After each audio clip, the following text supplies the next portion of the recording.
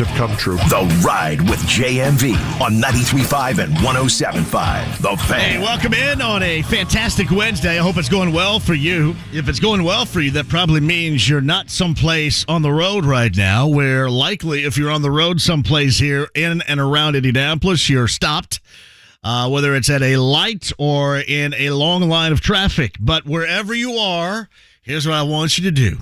Just chill out, take that deep breath, and know that we will converse, even though we don't have anything to give away, which is ridiculous, but we will converse and talk up sports and other stuff throughout the course of this afternoon. We're going to make this day a whole lot brighter. Again, even if you're stuck in traffic, even if you know here in an hour or two, you're going to be stuck in traffic somewhere, somehow, some way. We're here to help you get through. And see, that's me even after, what are the Reds? I'm like all confused now. They dropped 5 in a row, 12 in a row, 13 in a row. Are they going to drop as many in a row as they won in a row? That would be so Reds. So Reds. I'll get to that coming up in a minute because, again, it doesn't bug me. Like, everybody's saying, hey, JMV, what about your Reds? I told you at the time I'm going to celebrate it at the time because it could all fall apart in a matter of minutes. I mean, hell, I know who my favorite baseball team is. I know it's not 90. I mean, I wanted it to be sustainable. And I want to see them pull. See, now you got me started on this. I had something completely different in the outset. But nah, I celebrated it. I'm not disappointed because even that month of June was better than most anything I have witnessed out of that group, that organization, in forever. It just is. That's why I told you to celebrate it. I did. I saw Lance McAllister say, well, evidently we were wrong and they just aren't as good as what we thought. Yeah, it's okay. At the time, it was fun. Lived in the moment. And I'm just going to wax poetically here, I guess. Much like life in general, sometimes they're not all great moments. This is why I try to live this thing as hassle-free as possible. Like, I prioritize the hassle. Anybody else do that? I prioritize it. I think about it. I think, okay, who am I going to talk to that may turn out to give me more of a pain in the ass than I already have? Okay. I'm going to prioritize these conversations and I'm going to prioritize the hassles. But now I look back on it. I'm still watching. I'm still interested. I was wondering last night a couple of different times. I mean, yeah, think about it. It's like 180. That's why they're going to end up losing 12 straight. It's like 180. I mean, De La Cruz gets picked off. What was it in game 2? I think it was it India that hit into a double play? And then somebody, I think it was Votto, the weight yard, like right after that, pulled them within 1. It's the way that it goes, man. And if you're a Reds fan, you've known this forever. You knew this wasn't going to get you over the hump. I guess it's different with the Bengals because the Bengals just went, oh, wow, and like pow in the moment, and then got you, as a Bengals fan, finally over that hump that had been multi-decades of futility. But you know that you have a quarterback. That's what you know. Joe Burrow is a dude. And when you have a dude at quarterback, oftentimes a lot of other things just don't matter. They just don't matter. Now, you like to support that dude. And oftentimes, with a good organization, they do. But you can kind of see it right now. Everybody's setting up. We talked about the running backs yesterday. Running backs, wanting that respect, and they're not going to get it. I mean, not even if, like here in Indy, if it's necessary to have Jonathan Taylor, which I've told you that it absolutely is, it's not all of a sudden going to be a magic elixir that's going to turn the tide in favor of, okay, let's welcome back the running backs. You saw Zach Martin here, local guy in Dallas, wants to get paid more, very underpaid. He put, or through his representation, put that little nugget in the ear in the phone in this case of Adam Schefter, and Schefter tweeted it for the entire football world to see that the Cowboys guard is underpaid. He probably is underpaid, but very few pay, especially if you've yet to win anything, a guard position. We know one of them, right? There are some others out there, but we know one of them. That's the way that it is. That's going to be a tough fight.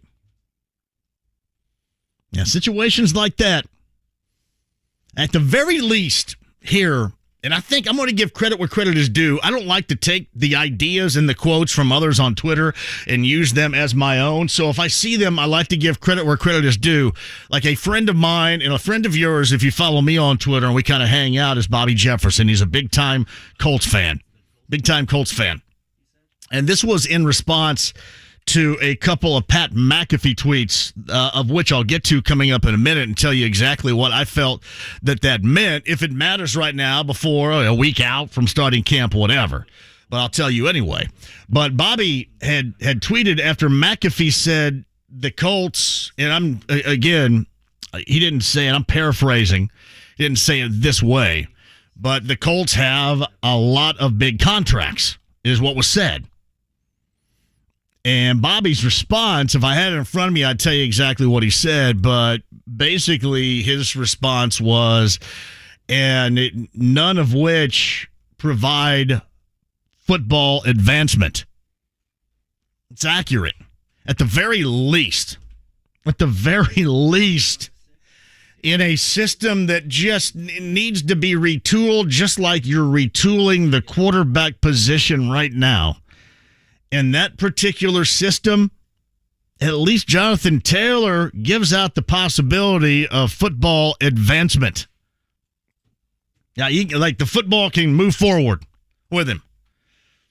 Like, it's not somebody else, and, you connect the dots and make relations to where, okay, now you can see why the football was advanced. Now, Jonathan Taylor actually shows you football advancement, so you got that going for you. Football advancement. I thought that was, shout out to Bobby, who's a good dude. I thought that was a smart thing to say.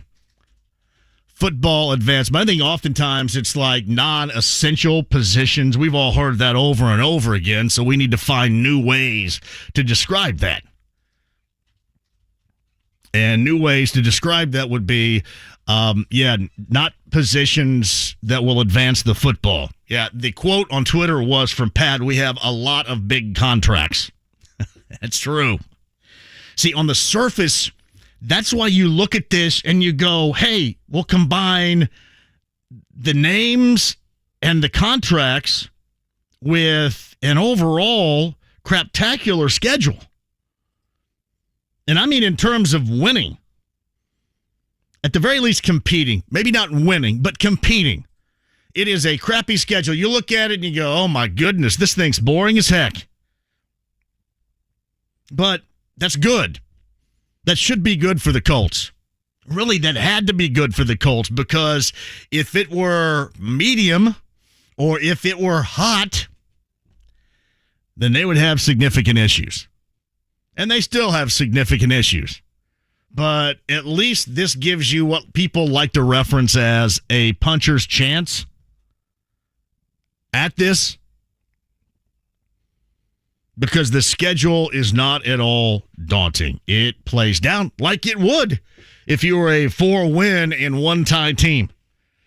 They're going to hand over to you a crappy schedule. Here's your crappy schedule. Go get it. That's what makes the NFL year after year so vividly entertaining, is because if you just really halfway do it right, you don't have to stay down very long. Now, obviously around here, this place has been all over the map. But the crappy schedule will give you a little bit of hope. And you would look at that on paper, big contracts and big names, but it's still, situationally speaking, it doesn't shout out to, well, these guys are going to get the Colts over the hump. because these guys have been around here before and they haven't gotten over the hump. In fact, the hump has not been surpassed in the past 2 years. So I don't know if I would glorify any potential hump advancement this year. But they haven't done it since Phillip Rivers was here. And I remember at the time us talking about how, Phillip Rivers, as a quarterback, he just doesn't have a strong enough arm and it takes away all the field, blah, blah, blah. And that was like the best thing that's ever happened around here. After he decided to hang it up and become an Alabama football coach and then ultimately have kid number 10, shout out. Everybody was begging him, oh, please play again. Please, please. We don't care if you can't throw it 30 yards down the field. At least when you do, you don't throw it to somebody else or fumble it or try to run with it or anything. So it has been a while since we've seen such advancement. So that's why when somebody asked me yesterday, what do you think about the over-under? And this person suggested the over-under of 7.5 or 8. And I went, ooh, no. Nah, I would say 6. I would say feel comfortable in 6, and I would take the under right now, and it's not because I'm going to preach doom and gloom. There's going to be enough to talk about. There's going to be enough interest here. I mean, there's no sleprock attitude going on. There's just the reality of what ultimately you're going to see. And let me tell you this, a lot of you are going to see it because this will end up being the most interesting camp that we have seen around here going back to Manning, maybe? Oh, I know what you're going to say. Well, what about Luck? Luck was a sure thing. There's nothing sure thing about this. There's a great deal of unknown. When's the last time you went into camp and felt as if there was this great deal of unknown? There's a big mystery here. Big mystery to uncover. And all of you football breaker downers, analytics folks, you're going to go out there, you're going to sell the joint out, Grand Park, you're going to go every day, you're going to watch practice, and you're going to try to eyeball as best as possible what the quarterback is doing. And everybody around here covering this team will do just that.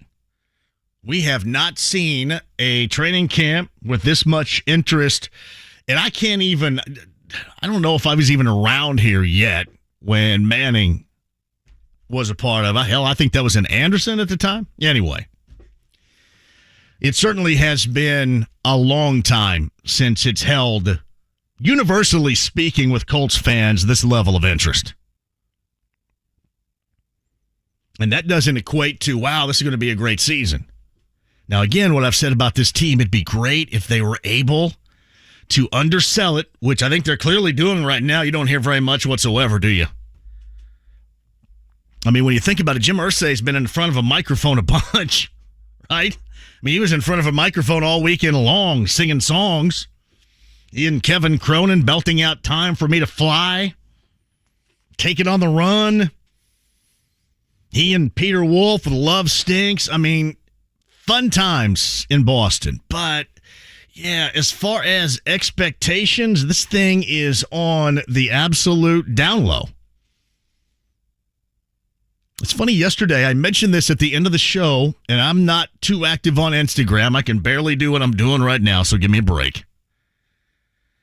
But I'm barely active on Instagram, and somebody had sent me that video of Shaquille Leonard working out. I don't know what any of this means, but I will tell you this, is that 5 seconds of video, to me, was better than anything we have heard over the past 5 months. Any of the quotes about what we should expect from Shaquille Leonard over the past 5 months. Because you actually saw something. I don't know what it means, if anything at all. But at least you saw something. Now, at least it wasn't a quote like, I wouldn't bet against him. And you go, oh, okay. Well, that doesn't sound great at all. Or with, Jim was on with McAfee, was it last week? And, had said, he's getting better every day or progressing every day, and we'll see, or something like that. Yeah, that's not a ringing endorsement of expectation. But you saw a little bit of something yesterday, and we'll see how that goes down. And a lot of this is you're going to maintain, you're going to sell out that place at Grand Park each and every time, and you are going to stare at all these different positions, certainly that we have talked about over the course of the offseason. You're going to look for Shaquille Leonard, look for any activity, and certainly you're going to be staring at the quarterback. But back to ball advancement for a moment. That's so true. And that's why still Jonathan Taylor is in the field of play. Even though running back is disposable, he gets it and he can run with it. Sometimes they'll throw it to him. And he's, not blocking on the inside for it, or not clogging up the middle of the defensive line. I'm not trying to undersell the importance of that, but in the hierarchy of importance on the football field, that ain't it. So ball advancement, at the very least, if you're skeptical about what should or should not be the future of Jonathan Taylor, just think about that. This is something else I really don't get into because, honestly, I haven't played Madden since the 1990s. I don't know if that makes me something or not something or what, but I haven't played Madden since the 1990s. I loved it then. It was fun as hell. When Pat Summerall had the voice and there was a bone crack and, oh, no, there's a man down, that was fantastic. But really hadn't thought too much about it. But each year about this time, they unleash the Madden ratings or rankings or whatever. And I think Jonathan Taylor's like 6th on the list of running backs. And you got to remember the type of season he had a year ago because of injury. And I know how precarious the situation can be with a running back and injuries. But, man, on a football field, that's with stinking anybody. That's with anybody. Yeah, in this case, at least there is a resume of, okay, we've actually seen this before. Same thing I'm talking about with Shaquille Leonard. Oh, okay, well, we actually see this now. It's not just word of mouth. You're going to get to see something.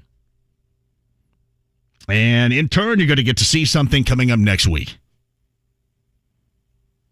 But ball advancement is incredibly important. And that's why, especially, you combine that with just what is a desperate Colts need. What do you think the most desperate Colts need is? What is it?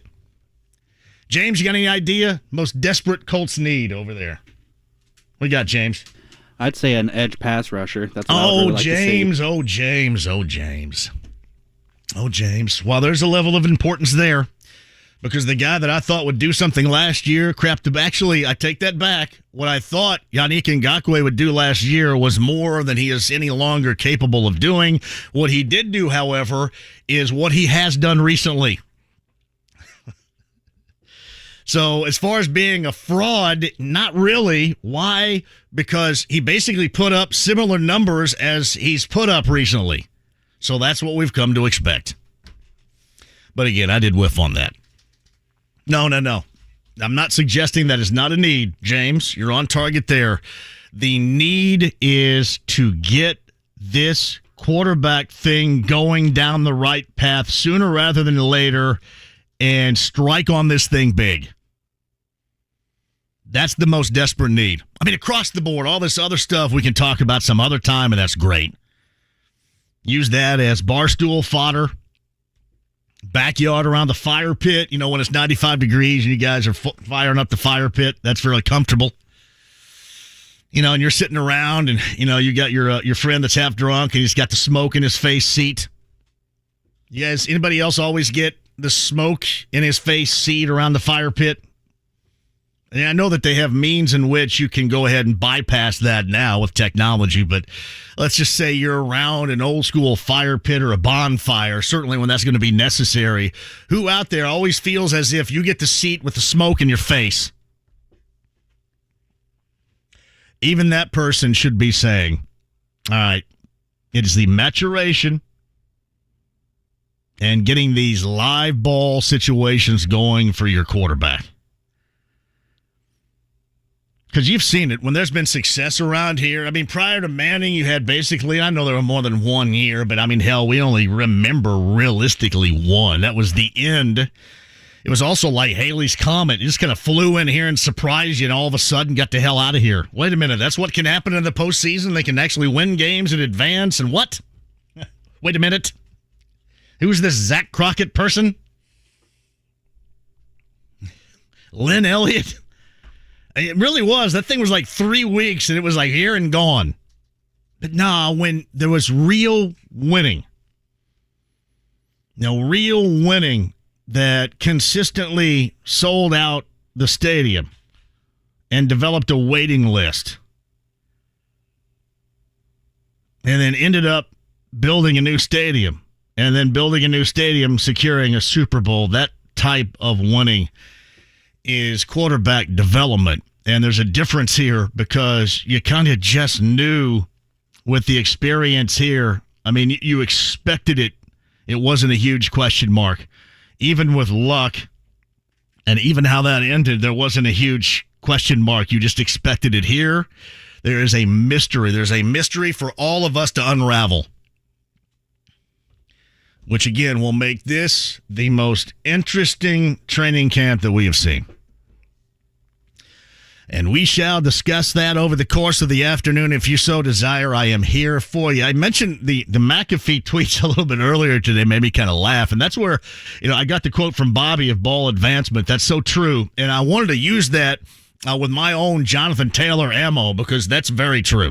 I mean, even if it is a disposable position, at least he's able to advance the football and should be expected to do it. Again, if you hope to, in the right way, in the right form, and as safely as possible, too, also advance, hopefully quickly, the career of your quarterback. But, yeah, Pat said we have a lot of big contracts, and here's the one that stood out to me. And I know he's doing his own national thing and it doesn't matter, but it just kind of occurred to me. I'm going to translate this. Man, I hope the Colts don't suck this year. Man, I hope the Colts don't suck this year. What do you guys think that means? That to me sounds like, you know what? Maybe you should expect the Colts to suck this year. That's what that sounds like to me. If I'm going to translate that, that's how I translate it. And again, this is just where we are. It's not trying to, it's not giving everybody a pass. It's, to me, what should be stating the obvious. Unless you strike some incredible gold, or as they say, that lightning in the bottle with your quarterback, man, and I hope they do. Because when somebody asked me yesterday, would I rather see them lose dignified, which means competitive, and have a high draft selection, or see them win, I'll take win all day because you got to pump some excitement into that building. Got to get some people around here excited about something. So when you can do that with winning, let's do that with winning all day long. And with all due respect to Marvin Harrison Jr., okay. I mean, you talk about a roll of the dice. If you're looking for good fortune there, all of a sudden, like in that draft, that good fortune is going to climb right up your leg? Probably not. But you want to win, and you want to win right now. Again, I don't expect it, but I would take it over any other avenue. You guys need it. But yeah, that's what that's saying. I think that's the expectation here. And as an end result, yesterday, when we talked about the over-under at 6, that's exactly where it should be set. All right, we'll talk about that at 239-1070. Email address is jmv@1075thefan.com. Pardon me. I love the old-school Seahawk uniforms. I don't really care what dudes wear, unless we're talking about old-school uniforms, and I'm all over it. Like if Miles Turner sits courtside in an outfit that a lot of you are making fun, I don't care. because I've never really said, you know what, that dude, can't believe what he's wearing, unless we're talking about old school uniforms. Rock the creamsicle. And in terms of the Seahawks, what do we call that? The Largent, the Zorn, the Kenny Easley? It's not the Bosworth. He doesn't, to me, he does not bring that much respect. The Kurt Warner, not the quarterback. The Dave Craig. Dave Craig was in so many incredibly old school uniforms. That's probably unfair. But I love the fact they're bringing that back. That is a bad boy right there. That gets you fired up, doesn't it, a little bit? The old school Kingdom Seattle Seahawk uniforms. Got that coming up, too. Yeah, I'm not whining about the Reds. There's no wine from me. I don't need any cheese because I don't have any wine. I'll take the cheese because I dig cheese. I don't need any wine. Because I told you at the time, be excited about it now because this thing could crap out just like that. It's done it. Got that and more coming up, too. The Hy-Vee race is coming up in Iowa on Saturday. I wanted to get to that and a couple of high school things. Mark Jaynes, who is the voice of Indycar and the IMS Radio Network, is going to join me coming up at the bottom of the hour. Kyle Neddenriep with a major announcement earlier today on the boys' high school basketball front. I'll get Kyle on here in the 4 o'clock hour to discuss exactly what I referenced right there and a little bit of boiler ball. Football and basketball combined. Tom Dienhart's going to join us coming up in the 5 o'clock hour to give us our midsummer Boilermaker update. Busy Wednesday inside the lounge via YouTube Live, HD Radio, the stream, the app, and 93.5 and 107.5 The Fan.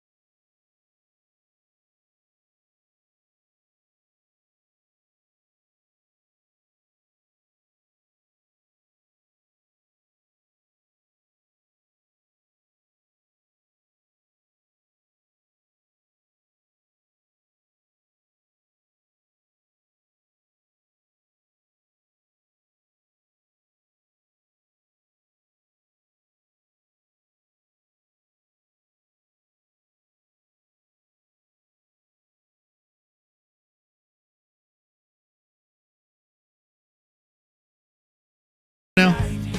Who's around from Zionsville? Is there a Hy-Vee open in Zionsville yet? I'm always in search. I've always been a huge fan of Kroger. I think you know that. Although the one at Southport and Bluff is awful. And people in there are great, but it's just normally complete and utter chaos.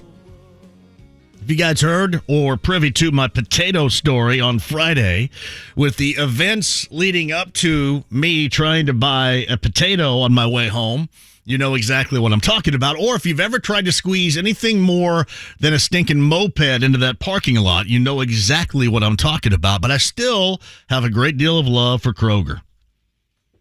But I am interested regarding Hy-Vee and living Hy-Vee in Iowa coming up this weekend. Friend of this show. He's the voice of Indycar, the IMS radio network. And in Iowa is the location, a little oval action for my friends in Indycar, and Mark Jaynes, who's on the Andy Moore Automotive Group hotline. Have you ever been to a Hy-Vee? I have indeed in my trips to Iowa, and not only is it a wonderful place, but certainly a valued supporter of the NTT IndyCar Series, and then some. What a weekend they're putting together, have put together. Is it better than the Monrovia IGA? Boy. Is the Monrovia IGA still there? No, oh, sure. Oh my God, I love a good IGA. I mean, there's categories in which some places belong in a category of their own. Yeah, the woodchuck is kind of the woodchuck in Morgantown is kind of in a category of its own now. Yes, but once upon a time there was greatness there, but it may be past it. But you're right. Category. I love a good IGA. But no, you're right. I love what Hy-Vee does. So we talk about, I just played this back in with Zach Brown Band, Kenny Chesney, Carrie Underwood, and Ed Sheeran all up there this weekend performing as a part of the race festivities. That's fantastic. How about Kirk Ferentz and Caitlin Clark also making appearances? Well, honorary starters at Grand Marshals, and I mean, my gosh. What a bunch of A-listers. I mean, and then you have hacks like me coming to town. That's awesome, though. Seriously, does that help with people coming out, more eyeballs to it? Because that's some high level, no pun intended, Hy-Vee promotion right there. Does that help the overall bottom line? I don't think there's any question that the entertainment that they've put together. I mean, you stop and think about what that lineup. I mean, there are venues in this country that would kill to have that entertainment lineup for sure, and then you add the most exciting form of racing in the world for 2 days on top of that. Friday, if you include Friday's practice, and I don't know how you could be more entertained across a wide spectrum than you could be at Iowa Speedway coming up this weekend. It's Mark Jaynes of the IMS Radio Network, the voice of the IMS Radio Network. Now, obviously, the 500's in a category of its own, but can you make an argument that this Iowa race is the second most exciting race on the schedule with IndyCar? I think it's all in what you're looking for. I mean, those are questions that we get asked. Matter of fact, when I finish with you, I'm talking to some folks from one of our affiliates in Iowa, and of course, they certainly feel that way, and understandably so. And in terms of level of excitement, I think you're spot on, and I think the energy with the entertainment and all of the other things going on certainly puts it near the top. But I don't know, over the past several years especially, I just feel like each and every weekend, there are so many positives and so much energy to each and every one of our events, no matter where they are. I mean, it just feels like a big deal no matter where you are, be it Barber Motorsports Park and, the new event in downtown Detroit, and certainly Nashville, and I said that Barber Motorsports Park. And, oh, by the way, we start the season at St. Petersburg, and, the list goes on and on and on. I don't want to leave anybody or any promoter out, but I know the crowds have been huge everywhere that we've been. I mean, I think the folks at Toronto said that this past weekend, reminded them, the ones that have been there since it started in the mid-'80s, said it feels like the buzz is certainly back there. And given what we've been through in terms of the pandemic, I think you got to give a huge tip of the cap to Penske Entertainment and all the various track promoters that we enjoy such a wonderful relationship with for bringing excitement and energy each and every weekend, because that's not easy to do in a very, very tough battle for the entertainment dollar in this day and age. It's Mark Jaynes, friend of the show, and are you live from Monrovia right now too?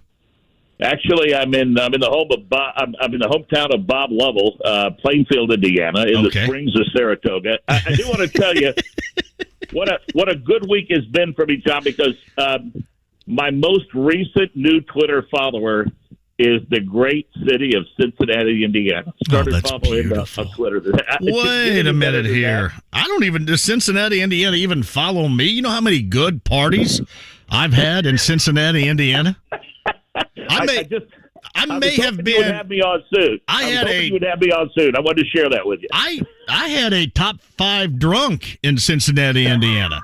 That was top 5 drunk all time. I mean, I embarrassed everybody outside of myself. I mean, that's Cincinnati. We call it, by the way, Little.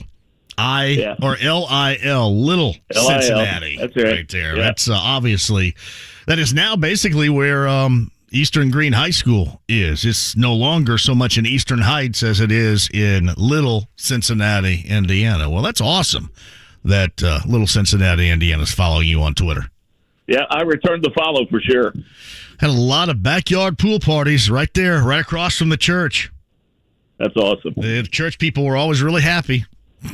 I bet that's right. Very happy with me, church goers. Yeah. But anyway, it's Mark Jaynes who's with us via the Andy Moore Automotive Group hotline.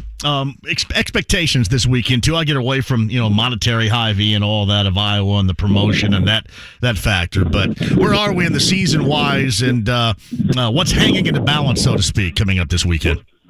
Boy, there's a ton of storylines for sure. I mean, the incredible season that Alex Palou has put together. I mean, ran the last 25 or 30 laps with the front wing of that car all but falling off, and still managed to get a second place finish and has a massive lead to the championship. But Joseph Newgarden is one of those guys in hot pursuit. I think still with an outside chance, especially the fact you've got double points up for grabs this weekend. And I think I saw a stat earlier this week, and my apologies because I don't remember who posted it, but I think Joseph Newgarden has led more laps at Iowa Speedway than the rest of the field combined. So it only stands to reason that he's a favorite this weekend. Scott Dixon's led a lot of laps there, not one there, one of the few tracks that he's not won on.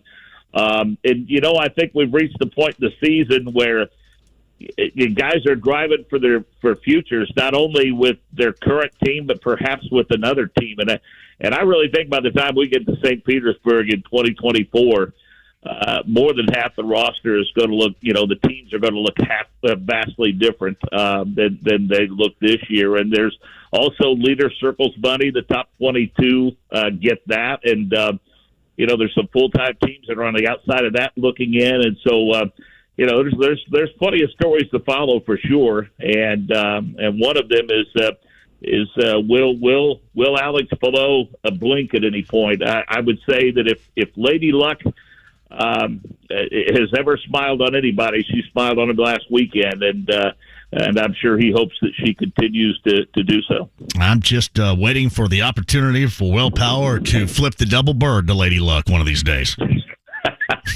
Well, Will's one of those. Hey, to give you an idea of just how difficult it is to win in this series, and what Palou was doing is really. I mean, last year, Will won the championship. He only won one race, which I really thought that's the kind of season that we would have again this year. But he's yet to get to victory lane, and I'm sure he'd like to change that. And so I'm telling you, it's tough. Week in and week out, it is tough. And what Palou has done has just been absolutely amazing. But fortunes can turn on a dime for him, that's for sure. And I'm sure those that are chasing him, like, Scott Dixon and Joseph Newgarden and even Erickson, even Pato Award, those guys are maybe hoping that those fortunes change a little bit for Palou this weekend. Every time Will Power gives somebody the finger, I have to explain to people that it's flip and not flick. Why do so many people think it's flick? Do we know? Why is that? No, I'm not sure. Why should I have to explain that every time Will Power flips somebody off? I mean, I think there's a whole book of words that are misused and used in the wrong context in that regard. So maybe you'll get that this weekend, and that discussion could come up again. I'm hopeful that happens for you. Not for me, but I'm hopeful that happens for you, buddy. If it does, you got some drama to be describing to everybody. So that part is good. Hey, before I let you go, Simon Pagenaud, I mean, that was like the wreck, the toughest thing I've ever seen wreck-wise. I don't know if I should even describe it as such, but it was bad over a month ago. He has yet to return to his car. Should we be concerned? I mean, he walked away and everything seemed okay at that moment, but should we be concerned about this? Well, the first thing, a couple of things that it revealed again, I shouldn't say revealed, but it just reaffirmed. The AMR Indycar safety team, no question, the absolute best in the business. And it also confirmed that between, the NTT IndyCar series, the technical side, and the amazing folks at Dallara, the chassis manufacturer, they have obviously created an incredible amount of protection for these drivers, and all are to be commended for that. But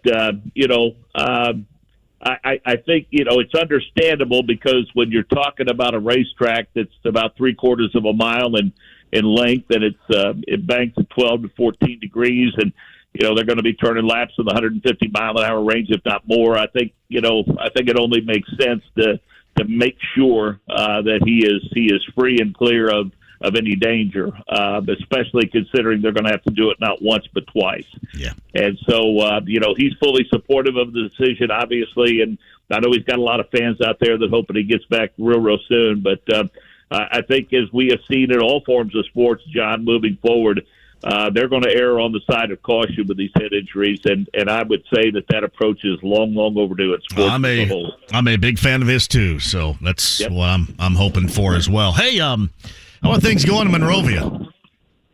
We're getting ready to go back. I think August 7th and 8th are the staff days. You believe you got to go back that early?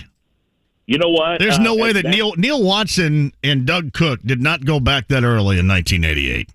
I don't think they did. I think we went back a little later. But, John, I look forward to going back every year. I've got great kids, and we've got a great school system out there. And there's never been a time when summer rolled around the end of it and I said, man, I don't want to go back. Now, part of that's because high school football is just around the corner, and you know how I feel about that. No doubt. A big part of my life, big part of my family. And my son has moved on from Speedway. He's now coaching defensive backs at Ben Davis. So we're going to look forward to Coach Mann's first year with the Ben Davis Giants. Nice. And see what they can do. They softened up their schedule a little bit. They picked up IMG Academy and Cincinnati Moeller. So, couple of soft weeks for the Ben Davis Giants in addition to playing that big conference schedule. So, Coach Olson will have the Bulldogs rolling, we're sure, and we're excited about football, no doubt about it. Now, is Monrovia still a natural rival of Eminence? Well, the scores do not indicate that, John, but there's a healthy respect there for the two communities, that's for sure. I mean, once upon a time, that was like it was like IU and Purdue, right? In that area? It was crazy. And I mean, back in the days when they used, the smaller counties in the state of Indiana would keep track of the leading scorers in the county. Those two, would always have the top two scorers in the county. And I'm telling you, they played twice a year. It was a home and home. And if you didn't get there during the JV game, you had a hard time finding a seat. But no, it's still a healthy rivalry. There's great kids, great people out at Eminence, and we enjoy competing with them in a variety of sports for sure. I remember it well in 1985 with Ed Webb at 6'5" and his grape smugglers trying to post me up as a sophomore right there. I was going to have none of it. None of it, Mark. I can hear Bruce Springsteen's Glory Days playing in my head right now. Yeah, I was doing the finger wave before Dikembe Mutombo did it. No. I'm sure that's true. Not in here. All right, what time you guys hit the air on Saturday, brother? Well, we're actually, we'll have the practice session Friday afternoon. Okay. We actually get there early enough to get a chance to visit with the drivers. But 2:15 Eastern, we'll have Indy next practice action. Then at 3:30, We'll have the Indycar practice session, and we'll be out all throughout the day, Saturday and Sunday. But all the qualifying shows and races and whatnot, and you can join us on our proud flagship right where you are, brother. Hey, man, bring back some Hy-Vee fried chicken from the deli. I want to see how that tastes, okay?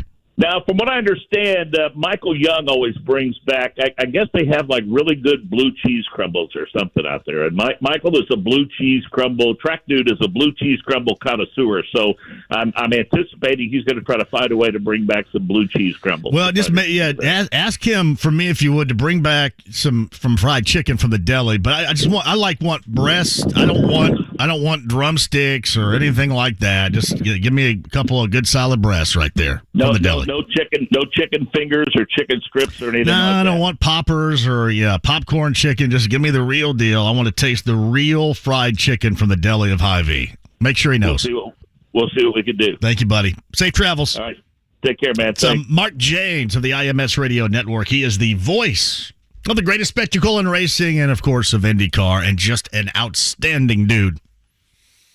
Podcast at 1075thefan.com. And again, we'll give our best to Simon Pagenaud, who, if you look back on it in the month of May, was probably the most interesting interview that we had. He was so good on here. And we wish him absolutely nothing but the best. All right. One of the top players of the state of Indiana bounces here locally. Lalamere, here he comes. We'll talk about that coming up at the top of the hour and the effect that's going to have on area hoopage coming up this year. That and more with Kyle Neddenriep of the Star, and Tom Dienhart covers Purdue, both basketball and football. We'll get an update on both in the 5 o'clock hour. Don't go anywhere. 93.5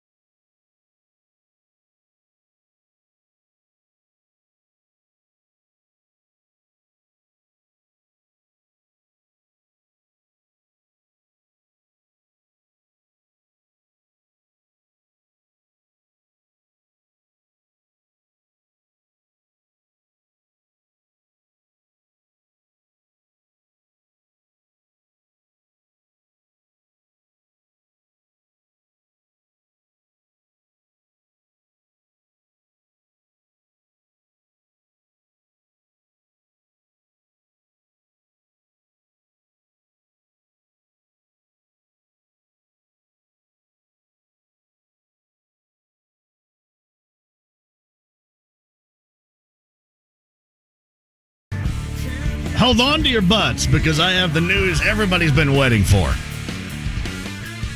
Speculation and teasing for months. And we find out today it is true. James, you know what I'm talking about? Off the top of my head, no. Creed is reuniting. Creed is reuniting. The band's first and so far only performance. Hold on. This is called the Creed Cruise. Named Summer of 99, happening between April the 18th and the 24th, 2024. The cruise will sail from Miami to the Bahamas and back. Creed is reuniting on this cruise. Now, let me say, James, would you buy a ticket on this cruise? Scott Stapp and Creed, Three Doors Down, Buck Cherry, Tonic, Vertical Horizon, Fuel, The Verve Pipe, Tantric, Dishwalla, and more. I think I would have to pass. Creed reuniting for a cruise. April the 18th through the 24th of next year. Seriously, I think that a lot of you have, that's spring break for a lot of folks around here. Just saying. They're back. Spring break. Always trying to keep you ahead of things right here. So if you're interested, there it is. All right, quick one. We'll come back. The latest high school defection, is that what we call it? Or I don't know what we'll call it. We'll find out what Kyle Neddenriep calls it. Talk about more high school stuff and get into Purdue stuff, both football and basketball with Tom Dienhart in the 5 o'clock hour. Don't go anywhere. 93.5, 107.5 The Fan.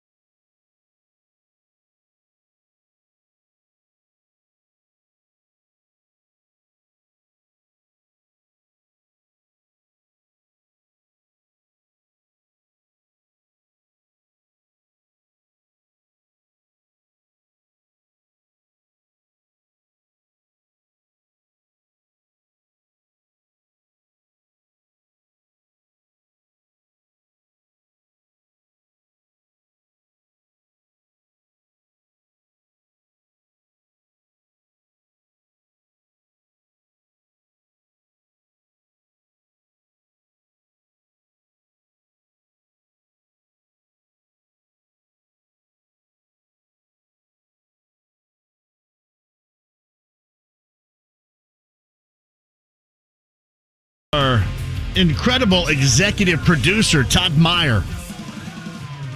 Up from a robust 0 a year ago, I will be out at Colts camp. Not once, but twice coming up this year. That is Wednesday, August the 16th, and Thursday, August the 17th. Make a note of it. Both of those practice times are in the evening. So back-to-back days in Westfield. So meet me up there, and we'll all go to Birdie's and play some putt-putt. Be just like one of those Eastern dates I had back in the day. All right, let's go to Chi-Chi's or a movie or putt-putt. What are we doing? There's your choice. Wednesday, August the 16th, and Thursday, August the 17th. So there we go. I believe Colt City hours that day, 4 until 8. Actually, both days, 4 until 8. But yeah, again, a year ago, I didn't go up there because there was not a time during the week that was conducive for me being up there. I mean, otherwise, I'm just kind of sitting in the parking lot by myself. And while that can be really entertaining to me, actually, that is like the best entertainment I've had in a couple of weeks, I'm sure. But much better when things are going on. 16th and the 17th of August, so mark your calendar. Meantime, on the Andy Moore Automotive Group hotline, back-to-back weeks from the Indy Star, and nobody covers high school stuff like our friend Kyle Neddenriep, again, via the Andy Moore Automotive Group hotline. Do we call, a dude going to Overtime Elite and another dude going to La Lumiere? Are these high school defections? I think so. That's probably a good way to put it. I mean, it's a IHSAA defection, I guess. I mean, they're still technically playing high school basketball, right. just not not under the state umbrella anymore. So, yeah, I mean, it's this one's was a little surprising from a standpoint of Jalen had played with Fishers through June, and I kind of thought if he did go, it would be next year because he does have 2 years of high school left. But obviously decided to do it now, and going to La Lumiere, where as we know that name has become more prevalent in high school basketball in the last probably 10 to 12 years than it was previously, and he's following in those footsteps of some of those players like Jaren Jackson Jr. who've gone and played at La Lumiere. Now, are they getting paid to do that? Because obviously Catchings Overtime Elite, there's payment involved there, right? You're going to get something? Well, I mean, you have an opportunity to earn NIL, like in Kanon's case, right. Overtime Elite, like, when it originally started, it was sort of a thing where, you go down there, you sign for $100,000, you become a pro right away. Now they have sort of this, because of NIL, you can go to Overtime Elite, go on basically on scholarship, and you have an opportunity to earn NIL money and maintain your college eligibility. So that's a possibility.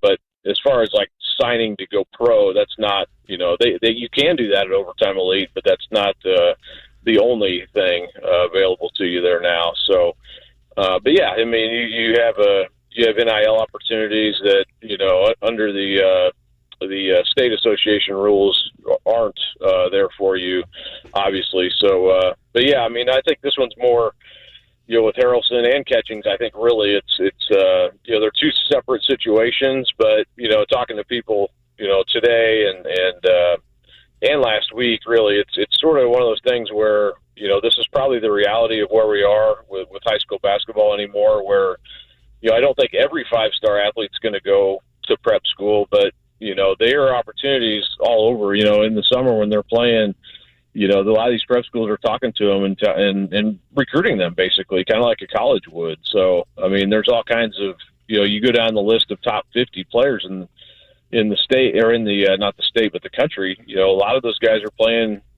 some sort of prep school opportunity. So it's just kind of where we're at now. And to lose 2 in a week seems like, oh man, this is it's a lot. It is. And those two are super talented players who I think will be NBA players eventually. But yeah, it seems like a lot just because, we talked 6 days ago about this, and, to lose another one, it seems pretty dramatic right now. Now, I asked you last week, Kyle Neddenriep is joining us via the Andy Moore Automotive Group hotline, if Brownsburg were prepared for that with Catchings, and you said that they were prepared for it. Was Fisher's prepared? I don't think quite as much. I think they were prepared for it to happen next year. So, Okay. I think I think the timing of it, it was surprising. I'll say that. Just from and I know Garrett Weininger, I talked to him. Quoted him in the story, and he was, I will. In both cases, I think both coaches are definitely in the corner of these kids, and they understand the opportunities presented to them. And I know, we talked about, Catchings and Steve Lynch last week, and he obviously had great things to say about Kanon. It's kind of the same way here. And you won't hear any, Jalen's about as humble a kid as they come, and everyone likes him. And, so it's nothing against Jalen at all. I think just the timing of it might have caught them a little bit off guard, but I think the general sense of him having these opportunities is not surprising whatsoever. So, I think they probably, because he did play with them through June, and they had a lot of success through June, and were set up to have a really good season. Probably still are, even without him. But you lose a guy like that, obviously, you take on a little bit of a blow, a lot blow. So it's hard to replace a guy like that. You can't do it.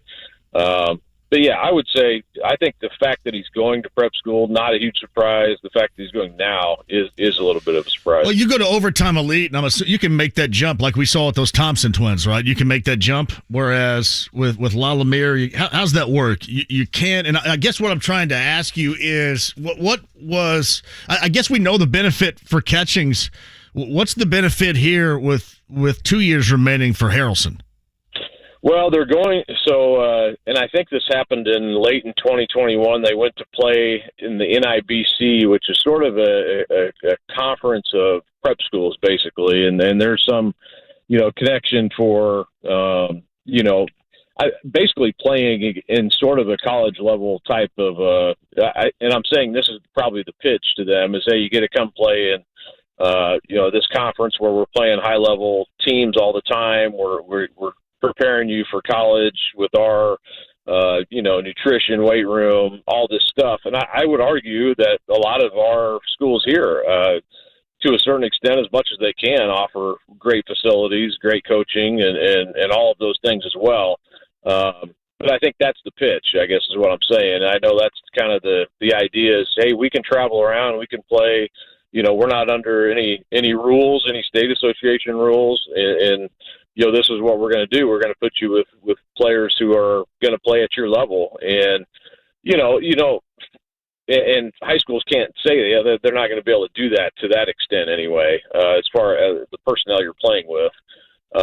So I think that's the pitch. And I think going now, you get 2 years of that, I guess, rather than just one. So I think that's maybe what they're offering. But they're playing in this NIBC, which is sort of a new conference that's affiliated with other prep schools, and I don't know. I think they have some sort of a television situation or whatever their broadcast situation is, to put those games on. And I just know a little bit about it, not a ton, but I think that's kind of the pitch anyway. And you could, like I said, you could argue whether that's it's going to get you there or not. I would argue Catchings and Harrelson are going to be NBA players regardless of where they go. I mean, and that was going to be what I was going to say. I mean, ultimately, their path is going to lead them to where they want to go. So why, I guess, in this case, should it matter that change of landscape so dramatically? Yeah, I mean, that's the thing, I think, and, talking to Catchings' mom last week, that's what they, that's really the hard decision they had to make. And I'm hoping to talk to Jalen's dad here later, but, I don't know exactly, but I'm assuming it's kind of the same deal. I mean, you just have a lot of opportunities. And I wrote a follow-up column I think we'll run in the morning, but just kind of about this situation, these opportunities that are out there. And as a high school basketball fan, it hurts. You don't want to watch a watered down version of high school basketball. And you're losing these top guys. It feels watered down, but it's not. this isn't the first time it's happened. Devontae Smith-Rivera went to Oak Hill Academy, 10, 11 years ago. There's been several guys who have left, and the product has still been really good, and we move on, and there's the next big thing comes along, and not all these guys are going to go. It seems, like I said, it seems like a lot right now because we just had two of them, but the product is still going to be really good, but also we have to understand this is going to happen, and it's not going to happen with everybody. From all indications, Flory's going to be back at Kokomo, and Trent Sisley's going to be back at Heritage Hills, and some of the guys down the line are still going to be in place at their respective schools. So, but it does. I mean, you want to watch, Fishers and Brownsburg play each other this year. You'd love to see Catchings versus Harrelson, and those are the matchups that the fans come out for, So that's kind of the unfortunate part of this, and it's not all on their shoulders to appeal to the high school basketball fans, but it does feel like something's lost when they leave, and certainly in these two cases, a great deal is lost because we know what kind of players they are. Yeah, maybe ultimately, others romanticize too much about what it would be, how awesome it would be to be, that type of big man on campus and, lead your school to a state title. I mean, I know others would not have the same feeling, not all of us the same feeling as we might have. Maybe we romanticize about it too much. I just never really thought that was too much to really ask. Sometimes I kind of wonder what is lost in translation, but I will tell you this, I don't know all the ultimate benefits that they would tell me that would be going on that we're completely unaware of in this case. So maybe, there's an overriding and overwhelming reason as to why there's, those particular defections there. But man, it'd be hard pressed to want to give, those opportunities up to go to, one of these basketball factories. But yeah, and I think if you ask Marcus Burton, who had a chance to go to La-La-Mir last year, he ended up staying at Penn. He wins Mr. Basketball and everything, on the surface, and from talking to him, it worked out great, So how'd it work out for Paul Scruggs? Yeah, I mean, you'd have to ask Paul. I mean, is he still playing? He's played in college about 9 years. Is he still playing in college at Xavier? No, he's done with college. I'm not sure where Paul's playing. You know what? And I hate to interrupt, but did you ever ask Smith Rivera if he were to go back and do it again, if he would make those same decisions? I had a great conversation with him probably 4 or 5 years ago about that, and he did feel like he lost something by leaving. But I think on the same token, he had a great experience at Oak Hill too. He was kind of down the middle on that, and he would have had a chance to win Mr. Basketball, and I think looking back, he did feel like he missed out, but he also had a good. I think they went undefeated at Oak Hill, and he went on to Georgetown and had a good experience there. So I did have that conversation with him, and he did admit, he felt like he missed out on some things, but also felt like he benefited some. So I think that's the thing. It's like you don't know. It's hard for us to sit back and say it's one thing that's leading kids to do this. It's more than everyone's situation. I know from talking to Catchings' mom last week, it's there's things off the floor they think he would benefit from. It's not just one thing. It's each individual's perspective, and we're not in those families. You can't know everything, so we can sit back and make judgments, and we do. but I look at it from the perspective of the high school basketball fan because I am one. It hurts that we lose these guys. It really does. But there's other players who now are going to get a chance, and I guarantee by the time February, March rolls around, we're not talking about this. We're talking about who the good players are. We're looking forward to watching, and it's going to be packed houses everywhere, and it'll be good. But right now it stinks that it's happened. Yeah, and that's why I brought up, and Kyle Neddenriep of the Star joins us. I brought up maybe we as an older generation romanticize about it too much, whereas that particular generation does not see it the same way. And I'm assuming there is a lot of that's going on there. But that's why I wanted to ask you about Smith Rivera as well, because I brought up Paul Scruggs is because you could have brought, the ultimate to Southport with that particular group that was guided by Kyle Simpson at the time. And instead, you kind of exchanged that for, a school with, 10 computers in a room. And your legacy, I mean, you could build a leg. I guess I look at it more that way. And again, maybe that's romanticizing it too much. But it just seems like you can have a legacy high school-wise at some of these places. And, if it doesn't go your way at La Lumiere or where you go, I mean, even if you ultimately go to the next level, you're just not going to have that history of that legacy. And it just seems like sometimes there should be a little bit more meaning behind that than I think actually some give it credit to be. But no, again, I completely get what you're saying, and that is very true. You look at Harrelson, if he goes all 4 years and he breaks every record. I mean, Fishers hasn't been around long, but he's the all-time everything for that school, and he'll still be associated. Well, with and the girls, their girls were in the state finals in 4A, right? Mm-hmm. This past year. I mean, you could go girls and boys up there could be a juggernaut, and I don't know. I guess Kyle, as much as we can look at it as these would be the benefits for us, for example, they probably could tell us what individually the benefits could be for them.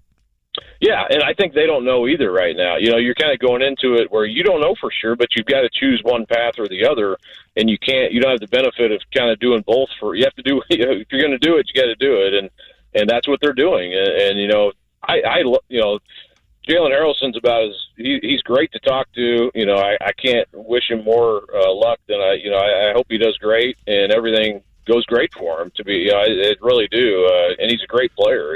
So, and Kanon is too. But yeah, I don't think anybody knows for sure. And what would have happened if they would stay compared to what, we'll never know that for sure. But yeah, you do give up. You give up a lot, and I think that's the part of that where you have to weigh it and judge. What you're giving up, is it worth it? And in their cases, they decided it was, and we'll never know for sure if right or wrong or indifferent. But this is the path they chose, and they won't be the last ones either. I think we'll see more of this.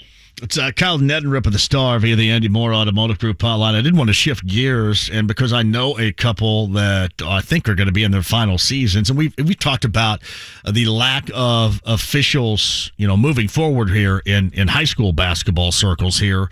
How is the amount of officials officiating going, the bodies they have in terms of football? Where are they right now compared to where they want to be? I know it's a concern of the coaches. I put out a poll here in the last couple of weeks and getting some of the feedback back from the coaches, and I know that's something that comes up.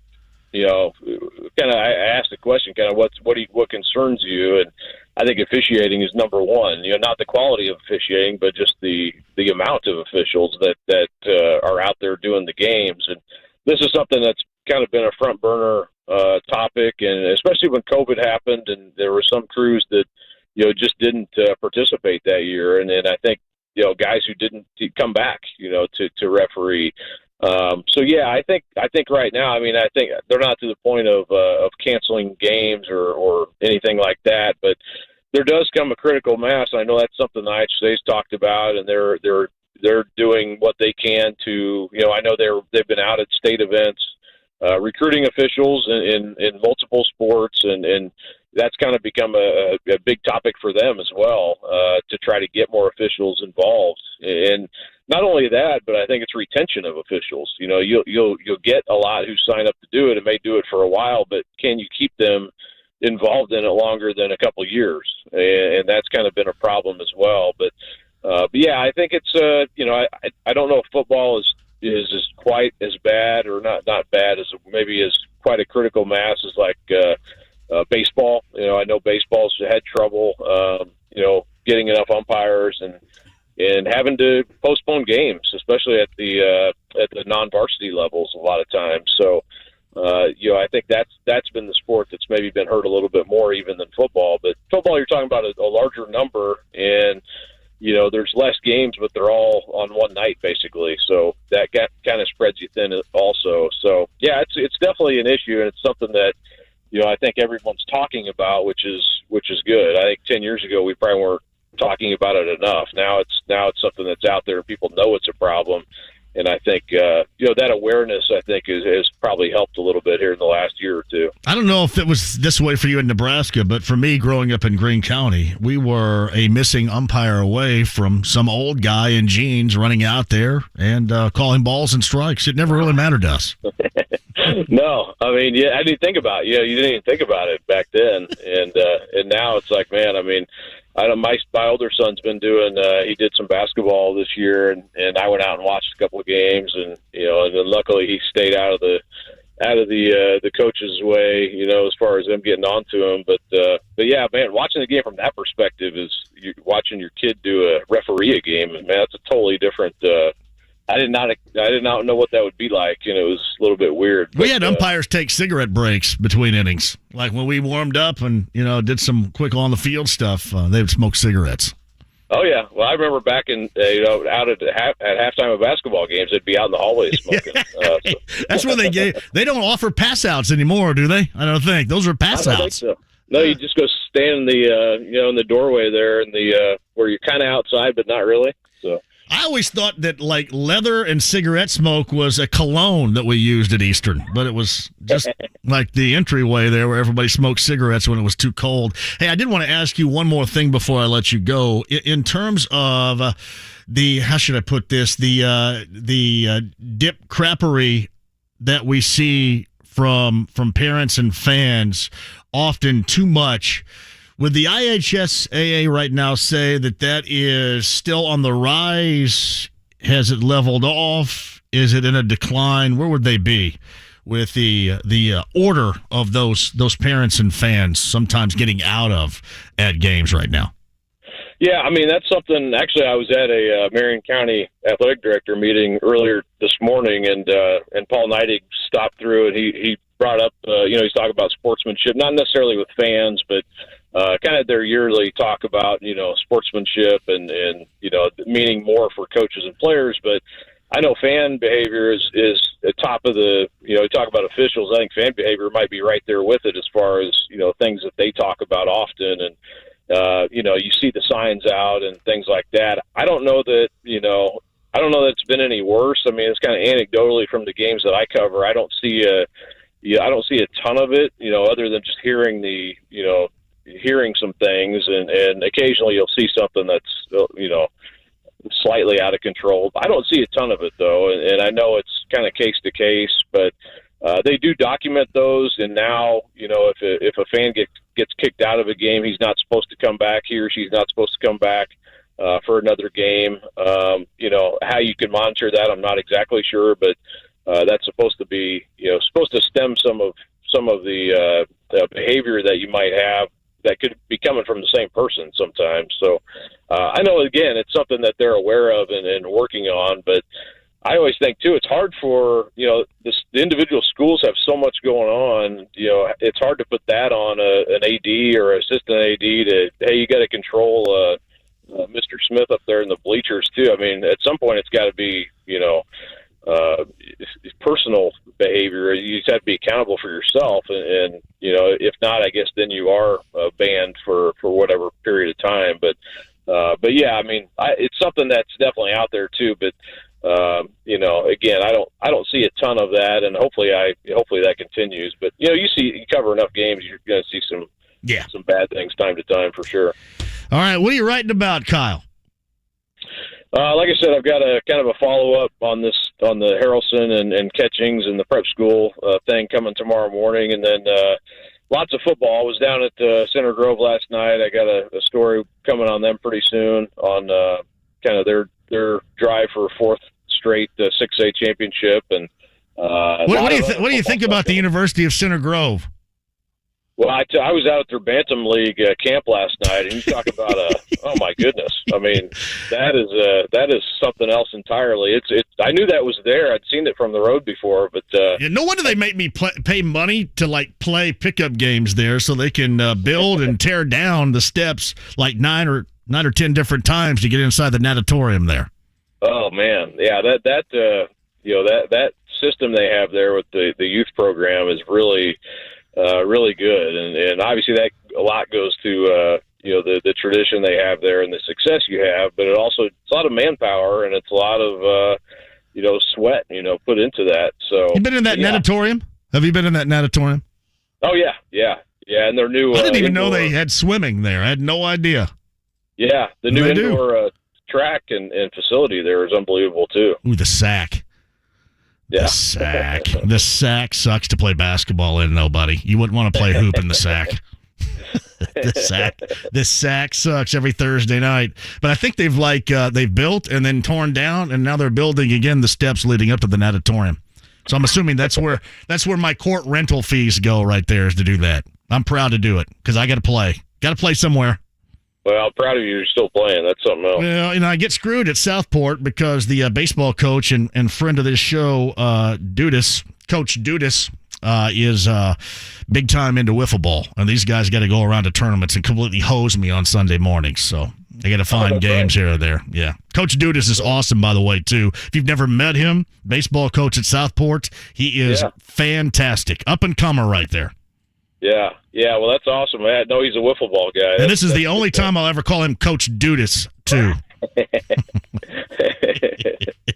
No, he is a wiffle ball guy. He's got a field. I don't know if you've seen that Doyle story behind his house over there off of Epler. He's got a field, so it's really unbelievable. Cool. Yeah, unbelievable. Great dude. Great dude. All right. Hey, job well done as always, and we'll read those lead-ups, obviously, to the start of the football season, man. Thanks, Kyle. You bet. Thanks for having me on, John. It's Kyle Neddenriep of the Star of the Eddie Moore Automotive Group hotline. Dude, this just hoses me, man, on Sunday. I mean, even after these long nights on the JMV Takeover, I get up at 6 in the morning. I take a 45-minute long, 135-degree shower to get loose. And these guys are all out there playing wiffle ball, just screwing me over. Yeah, no wonder I'm getting fat. Thanks a lot. Blame those guys.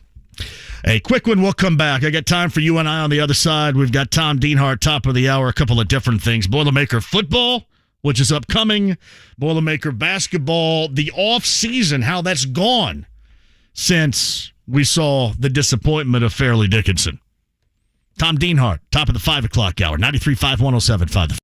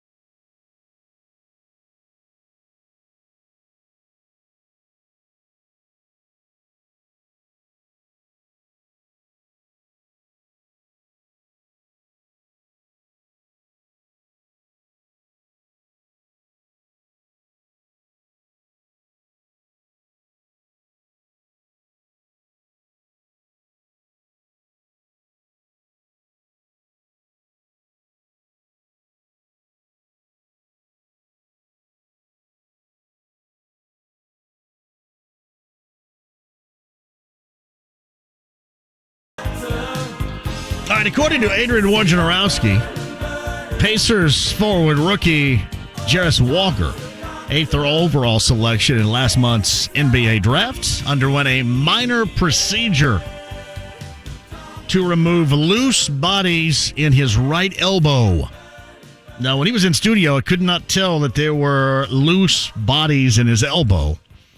Evidently, that was the case, and according to Wojnarowski, a procedure has been done. Walker is expected to be fully recovered for the start of training camp in September. Maybe those loose bodies in the right elbow happened over the course of Summer League. But should be, I shouldn't even say should be, expected to be fully recovered for the start of training camp in September. The latest news on Jarace Walker. I mentioned this a little bit earlier, too. A lot of people were sending me stuff last night. The Reds lose the completion of that suspended by rain game that happened on Monday night. So they lose that in just underwhelming fashion. De La Cruz gets picked off. Pitching stuff. And then you lose the next game where they had really a lot of opportunities. And many of these games we've seen since they've been back from the All-Star break are reminiscent of game situations in which prior to the All-Star break, the Reds were winning. And as I mentioned back in June, I'm going to celebrate every moment of this 12-gamer, every moment of this newfound joy of this Reds team, because you never really know when it's going to end. A lot of you viewed that as me being, as I like to mention often, or having, in this case, a schlep-rockish attitude, and it wasn't that. It was just, this is great, but there's a lot of incredibly fortunate, timely hitting. And certainly up until that point, not a lot of pitching going along with it. And you just kind of knew at some point, I guess I didn't expect the bottom to fall out as in the fashion in which it has so far, but it's definitely fallen out. But I'm prepared for it. Like, I enjoyed it. I celebrated it. I talked junk about it. I would do it again the same way.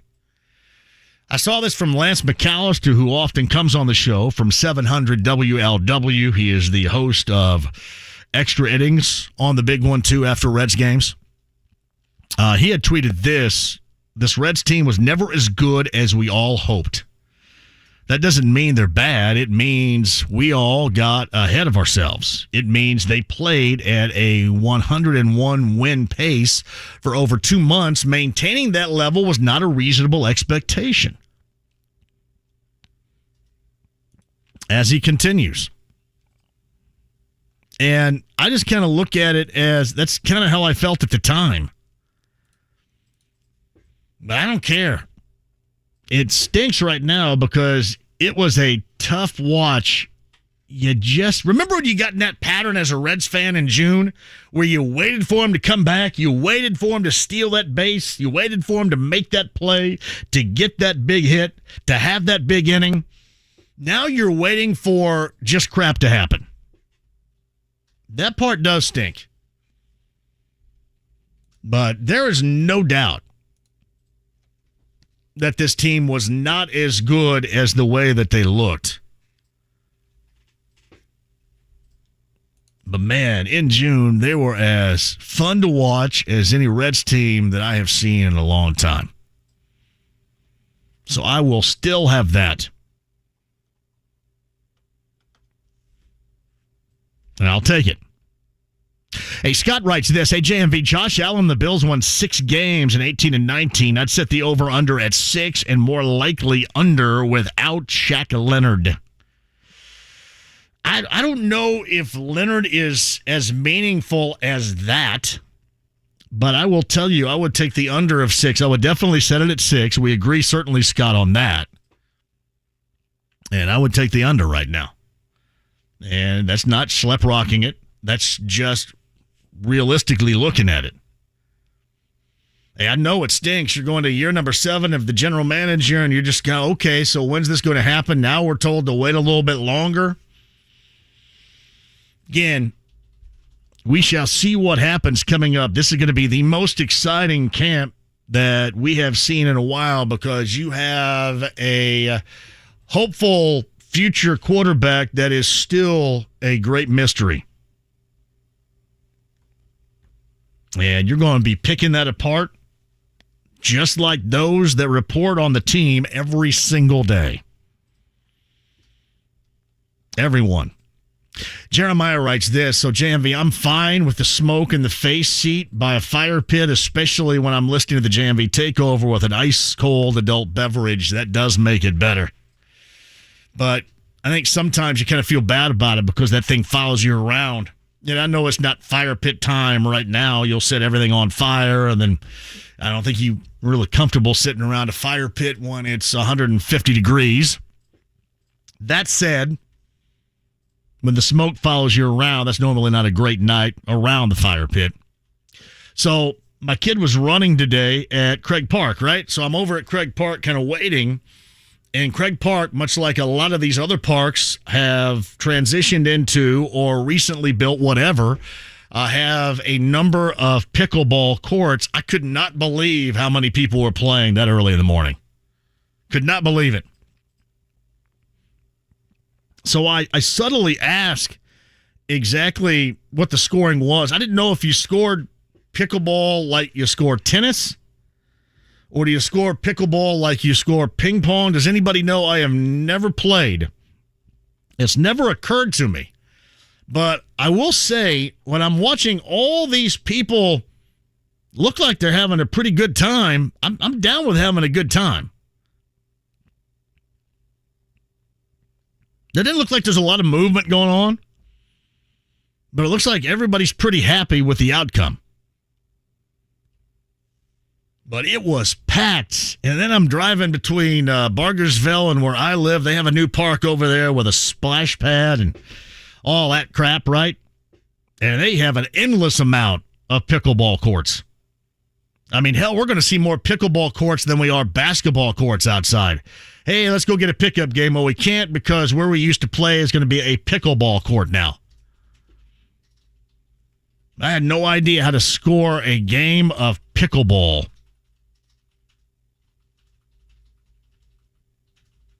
Somebody told me it was like ping pong. It looks like a lot of people are having fun with it. It must be sweeping the absolute nation right there. I don't know what is sweeping more. Pickleball may be the most popular thing going right now. I mean, the hell with the NFL. Let's pickleball. Steven writes this. I'm confused with the Colts over-under at 6. Do we get better at all? Matt Gay with the kicker. Okay. I just think, to me, you could look at it as getting better as long as you see the effective growth of the quarterback, because there are going to be a lot of mistakes there. But if you can see that growth, that's going to be good. I just don't know how much of that growth is going to translate into wins. So I would expect them to be a game better than a year ago. But, Stephen, you also remember a year ago came with a great deal of big top mentality, meaning it was a circus. You can't have a circus this year. And I hate to undersell it like that, but I think that's exactly how you have to look at it. And I see some that cover, and really not anybody from around here, but some that cover and say, hey, this is a 9-win team or a 10-win team. Man, I hope that you are right. I just don't see it. I don't even know how you can justifiably see it. That if you're thinking they're going to win 9 or 10 games, how do you justifiably see it? If they do that, then you know that selection they made it for was stratospherically the right selection, and maybe the greatest selection of all time. Dude has 13 games under his belt. That's who you want to start. It seems like that there's a wide berth between some of you believing 9 or 10 as an expectation right now and what ultimately is going to take place. But again, I hope that you're right. I hope that you're right. I hope that I'm underselling it. I hope that they're underselling it for a reason. Because there is a reason. It'd be nice if they would blow by expectations for once. Normally, they're living well below the expectations. Normally, they set the bar up here, and they're in the basement. That would be a different and, to me, a very enjoyable twist for everybody. Be tough to see right now. Quick one, we'll come back. Tom Dienhart, top of the hour. We'll get a little look-see on Boilermaker football. We'll also, off-season-wise, take a look at the Boilermaker basketball program. A little Boilermaker conversation for you, Purdue fans. Tom Dienhart, top of the hour, 93.5, 107.5.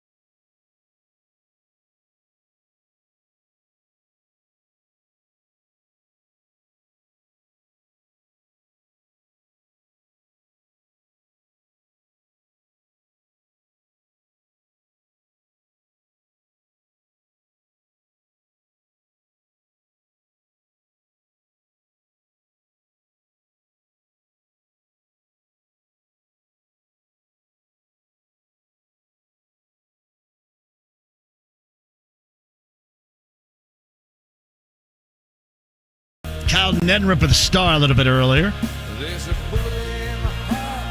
Jalen Harrelson. Balin Fisher's going to Lamere. Well, that's LaPorte, Indiana. The home of that's where my dad grew up, LaPorte. LaPorte, Indiana. And spent about 5 minutes at Miami. I think Lee Corso was down there. Mark Van Egan, who played most notably NFL-wise. He was a football player, but Mark Van Egan, I think, was his roommate maybe for a year. My dad flunked out of Miami. 2 peas in a pod we are. Nice. But anyway, yeah, La Lamere is the destination. We talked to Kyle about that and a lot of other things. A little preparation for the high school football season. Podcast, if you missed it, Kyle Neddenriep of the Star, 1075thefan.com. Jarace Walker, Pacer rookie, evidently had a minor procedure to remove loose bodies in his right elbow. Who among us would not like to have some loose bodies we maintain removed? I don't even know where to begin on that. That may be all day. Here are all my loose bodies. Grab your scalpel and let's go to work. But according to Wojnarowski, Walker is expected to be fully recovered for the beginning of training camp coming up for the Pacers in September. It's a thought right there. It's from Jason at JMV. I know it's wishful thinking. A win today, and the Cardinals will have won 5 of 6 against bad teams since the All-Star break. They play the Cubs 8 times. And the next 11 days, finish in July with a strong showing could make things interesting for 2 months. See, that's what will make me vomit. It's not the Reds screwing the pooch here in July. Not the Reds messing up the bed here in July. Messing up the summertime for us Reds fans when we had a little bit of enjoyment there for a moment in the month of June. It would be this whole resurrection thing, the reanimator version of Cardinals baseball. I don't need that. No, we don't need that. Not at all. We need to see what the Cardinals need to remain what the Cardinals remain. That will make everything okay. Yeah, I don't need to see that otherwise.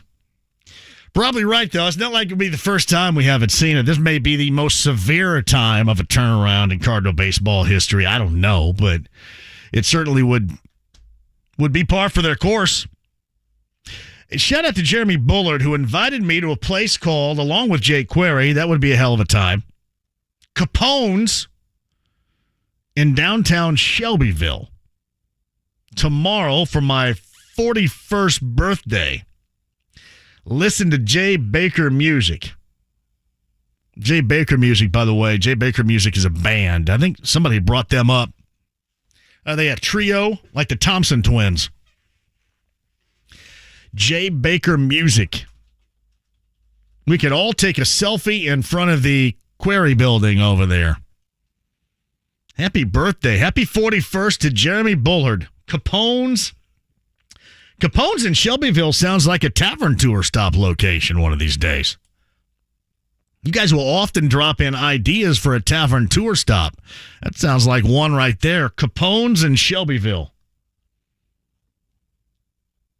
Now, is that the place where Donald Baker has done some stand-up routines over there? Capone's? Yeah, that'd be outstanding. Happy birthday, Jeremy. 41st coming up tomorrow. They're celebrating with the Jay Baker Trio at Capone's in Shelbyville. Hey, quick one. We'll come back. Boilermaker fans, you've been asking me about it. We'll go double barrel action here, right? We'll go football with the Boilermakers. We'll go basketball off season. What has transpired since? Fairleigh Dickinson. Tom Dienhart will join us. Gold and Black Illustrated. Everything about the Boilers coming up on the other side. Hour 3 straight ahead on 93.5 and 107.5 The Fan. A new career offers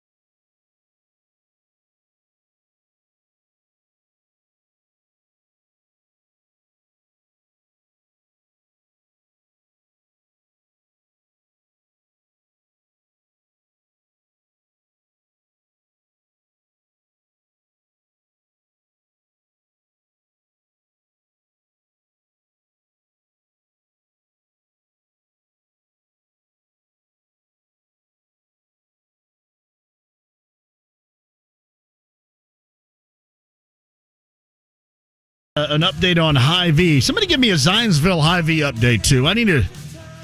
I love me some Kroger, but I need a good, and I love old school IGAs, you know that. But I need a new grocery store in my life. Hy-Vee. Come on, dude. Hy-Vee update, Zionsville folks, won't you? On the Andy Moore Automotive Group hotline, he's very proud to be brought on board, rocking like docking, Tom Dienhart at Gold and Black Illustrated. Tommy D, hello. Hey, John. How you doing, buddy? Yeah, appreciate that intro music. Always brings back a lot of good memories. And, yeah, we talk about grocery stores. I'm always pining for the old Marshes. Remember Marsh? We value you. Oh, yeah. They just screwed that whole thing up. That was a great one. They had a great one down by me. I mean, and I like the old buildings that said beer, wine, and spirits right under the Marsh name. Yeah, that's good. That was good, too. But, yeah, that's fun, the old grocery store. West Lafayette had a bunch called Smitty's, one of a real super hyper local grocery stores. So, yeah, everything like everything else in life, there's fewer of it, and what's left is bigger. I love IGAs. Bedford, Indiana has a great IGA, great one. And I hear from people all the time in and around Evansville and certainly across southern Illinois and in and around the St. Louis area love their Schnucks. Yeah. And you said, St. Louis has Schnucks and Deerbergs are the big two. And there's actually Hy-Vee in Indianapolis. I had heard that there was going to be one built in and around Zionsville, but nobody has confirmed this to me yet. Normally, listening audience is on top of it, but they have, I think, some head-up rear-end syndrome going on here today. I don't know why. Because Hy-Vee's like Kansas City, Minnesota, sort of that area. So that's interesting. Well, they would move into Naptown. They, Tommy D, are a big sponsor in IndyCar and actually sponsoring the Iowa race that's coming up this weekend. Up in Iowa, and in fact drop a lot of cash because they are, and believe me, don't get me wrong, I love Carb Day, I love Brian Adams and Sola Sila and Perner and all, that's great, but they're bringing up to Iowa, get ready for this, Kenny Chesney, Zach Brown Band, Carrie Underwood, and Ed Sheeran. Whoa. Yeah, so they're sinking a lot of money in that, and I love me some Brian Adams. I'm assuming that group probably is a little more expensive than the Carb Day extravaganza here. I'm just guessing it. Yeah, that's very interesting. So, the grocery store expansions. The other one I remember in my childhood in Lafayette was one called Eisner. Oh, well, see, Eisner is in and around the Chicago area right there. Yeah, because they became Jewels, which is, of course, Chicago. And then all the Osco drugstores were with them. A Smiling Smitty's, according to our resident West Lafayette person, executive producer Todd Meyer. Smiling Smitty's. He's exactly right. Smiling Smitty's. There's one right there on Northwestern. There's one on the Levee. There's one out of Purdue West. So, Smitty's. Smiling Smitty's. Correct on the memory for Todd Meyer, and I should let him do this one of these days because he's big-time Purdue guy. I should let him sit down here and just have you guys talk for the segment. And one last kind of drugstore memory. I mentioned Osco. The other big one was Hooks. Remember Hooks? Oh, yeah. We value you. No, that's Marsh. I'm sorry, that was Marsh. Hooks was, we like to see you smile. We like to see you smile was their tagline. That was all over. I'm sure in Indianapolis. I was Hooks. I was Haig Drug Store. And when I went to Indiana State, they had a fantastic Farmore over there. Oh, Farmore. I heard about Farmore. I don't think they had any of those in Lafayette, but I heard of Farmore. Bloomington had Eisner, which was renamed to Jewel, which is known by today. Jewel and Osco come together. You'd go for the groceries to Jewel, and then you'd go next door to get the brown water from Osco. Oh, yeah. And then, of course, West Lafayette still has a Payless. Yeah, which has been around forever. Payless is just Kroger's. It's a Kroger, yeah. I think it's Kroger's got a couple of offshoots. I think there's a JC food store in Odin, Indiana that's basically a very small version of Kroger, yeah. What's ruining it all now, though, is you got Target selling groceries, you got Walmart selling groceries. It's killing these places. Telling you. Hey, by the way, confirmed, Hy-Vee is coming to Indiana. Also confirmed 4 more market districts. Fishers, Noblesville is getting a Hy-Vee off of 136 and Oleo, according to Nathaniel. Jay was the update on the 4 more. And then I think it was Jake Query of our morning show, friend of this show, new Zionsville store. This was last January. Not only is Hy-Vee fantastic, this is from Jake, but there's a store coming in the Zionsville area. So, yeah. Not bad. You guys are breaking news there, John. I'm telling you, we are the foremost authority in terms of grocery stores around here. We got you covered right here. Old school and new school. Well, you're the authority on everything Purdue. I want to do a little football and a little basketball. Let's start with Purdue as far as the renovations of Ross-Ade Stadium are concerned. How are things going? Yeah, last time I talked to Mike Bobinski, he says all systems go. It's going to be done on time. A lot of people are wringing their hands. But again, I'm just passing along what he's told me, again, multiple times, as a matter of fact, that they're on schedule, $45 million renovation, and I've got to peek at it a few times from my vantage point where you can peer around the cranes, but south end zone is going to be totally overhauled, and that Tiller Tunnel there in sort of a northeast corner. It's going to be kind of cool, John, to see how that all comes together when it's actually done here September 2nd. And they take the lid off that place against Fresno State. Is that just going to look like just a complete complex right there now? Is that what they're trying to transition that into? The south end zone is going to be where they're going to move the band down there, and there's going to be incorporated in the design sort of a cow catcher, the front of a locomotive train. Wink, wink, you get it, right? So that'll be kind of a cool little touch, if you will. And there's going to be some party zones for people, some standing areas. And you're actually not going to be able to walk the entire perimeter of the stadium where before you couldn't. You just kind of went from one goal line to the next in a big U shape. And now it's going to be totally connected where you can walk a total circle around Ross-Ade Stadium. And then I guess the third big element, John, is going to be a sports and nutrition center where the athletes will eat. In the north end zone, that's being built adjacent to the football complex, but that will not be finished for the season, but it doesn't really obviously impact games. Yeah, well, that sounds. We all need a good sports and nutrition center, don't we? Boy, to go back to the days when you grab a tray and silverware and walk through a line and pick stuff out and get it slopped on a dish. Well, I'd go back to that in a second. Well, they wouldn't allow me to eat a block of cheese at 1 a.m., would they? They'd give you the keys to the place. Here's this block of cheese you've been wanting right here. Go get it. Ryan Walters, how smoothly, if you want to call it that, have things been going here? Because we are approaching here really dead red start of the season, not too long, not too far away. How are things going from your vantage point? Honeymoon is still raging, John. Still raging, man. The bride still looks beautiful. All things are possible. Sky's the limit. Recruiting's going real well. So, you know how it goes. Everything's great. But he has been a good guy to work with, I will say that. I'm sure you've spoken with him or others at your station. They're very accessible, very, very candid, and just young and energetic. He's 37 years old. Hey, and I know you're sitting down, but think about this. He was born in 1986. That's incredible. Think about that. And a lot of his staff is young, too, so they've had a real connection to the recruits.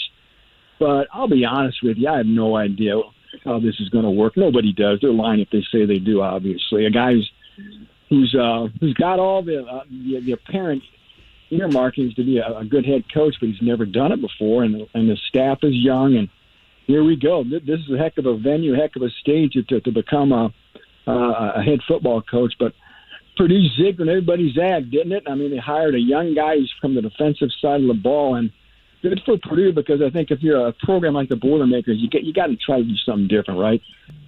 Yeah, Tom Dienhart at Golden Black Illustrated is on the Andy Moore Automotive Group hotline. You've been around that thing for such a long time.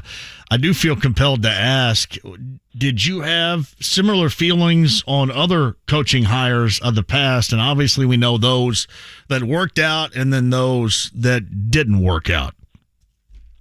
I don't know. It's been such a mixed bag for that program over the years.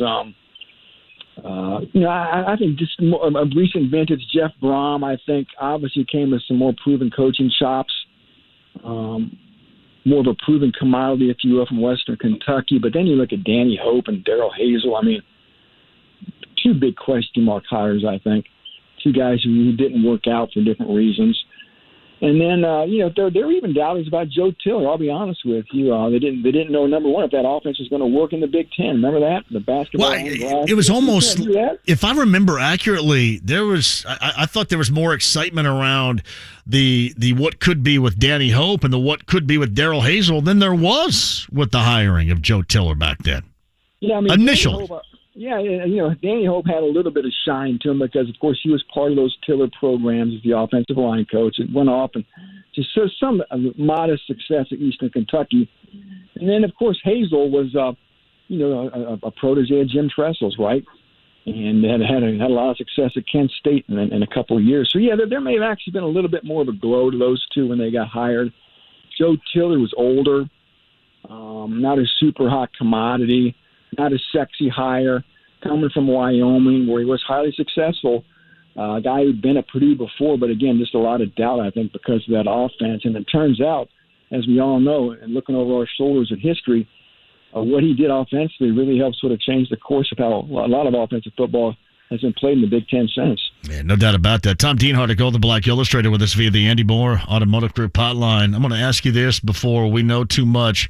I guess we'll start, even though he's a defensive, more lean head coach, I do want to start with the offense and what you expect from that group, and what do you expect to see out of the gate? Or do you have anything? Is there kind of a great mystery, a cloud of mystery somewhat going on here? I think of the two sides of the ball, I think the offense is the one I've got the most confidence in coming out of the gate. I think the personnel across the board there's a little bit more proven. Running backs, quarterbacks, I don't want to go over the depth chart with you, but again, I think the offense has a chance to be pretty good coming out. Now, the biggest question, is, it may sound funny after I say this, I think it's the offensive line, but I think they got enough there to figure things out. And, of course, remember, Graham Harrell's going to push the buttons. He of Texas Tech fame, air raid-based offense. So I think they have enough to make this thing click. The big key is going to be, I think, keeping Hudson Card healthy, the Texas transfer quarterback. Defensively, I don't know. I think there's more questions over there, John. But remember, that's the bailiwick of Ryan Walters. He ran that five-man front at Illinois to great success, and we'll see if he can mimic that magic in West Lafayette. It's weird how. And we can come up with a myriad of examples, and certainly Tony Dungy here was one, and how oftentimes it works out to where your specific lean offense or defense or your forte does not turn out to be your strong suit as a head coach with your team. How often that goes the opposite direction has always been very interesting to me. Yeah, well, we'll see. Like I said, maybe this ends up being what it traditionally always has been an offensive-centric program for generations, for forever, honestly. Purdue's football has been all about the quarterbacks, all about the offense. You typically had to outscore teams if you wanted to win games, right? Purdue's not going to win a lot of games 14-10. If they were going to be good, they were going to have to probably beat you 35-28 and try to beat you with a better offense and an elite quarterback. So who knows? Like you said, maybe that continues to be the script. But I think the hope from the administration here is Ryan Walters can improve the talent on both sides of the ball, maybe take that defense up a couple of notches. Yeah, it's interesting, too. And Tom Dienhart joins us talking Boilermakers from Golden Black Illustrated. You brought up the OC, Graham Harrell. I remember having him on this show. We were talking to Michael Pittman Jr., who was a part of his offense back at USC when the Colts drafted Michael Pittman Jr. Where is Graham Harrell as far as the level of his career right now, going into this year number one as OC in West Lafayette? Still ascending. He's already done quite a bit for a young coach. Seems like he was just in love with throwing passes for Mike Leach, doesn't it? That was like 2008 when they had that great year. Then he was the quarterback. They beat Texas. He's already been. You talked about OC at USC, right? That's a pretty good chunk on your resume. He began his career, I know, coaching at Washington State with Mike Leach. Purdue hired him from West Virginia, where he was the offensive coordinator. So he's sort of a guy that seems to be, continuing to move up the ranks. And I tell you what, he's getting paid handsomely, John. He signed a 3-year contract, and if he's around for the third year of that contract in 2025, he'll make $1 million, and he'll become the first Purdue assistant coach ever to be paid $1 million. And just for some context here, this year alone, Ohio State's going to have 5 assistants making $1 million. Think about that. Yeah. So he'd be the first one ever, huh? To make a mill? And that'd be the third year into the deal if you make it. So, again, let me tell you how far that goes in Lafayette, Indiana, by the way, too. I'm going to ask Todd Meyer because that dude made $1 million years ago. We'll ask him. He would be owning a couple of Smitty's franchises. Yes, he would. Yes, he would. But I just, it is weird where, I guess the reason why I bring up Graham Harrell is I would have expected there, and I think others would have said the same thing, maybe to see more of a solidified head coaching type of situation at this point in his career. Is it still way too early to make that call? Possibly. I'm trying to think how old he is. That was 2000. He's probably about Ryan Walter's age. I'm thinking probably about mid-30s or so. So maybe he's still kind of working his way up that chain. Yeah. And yeah, I tell you what, this is going to be another. He's 38. Right? 38 years old. Yeah.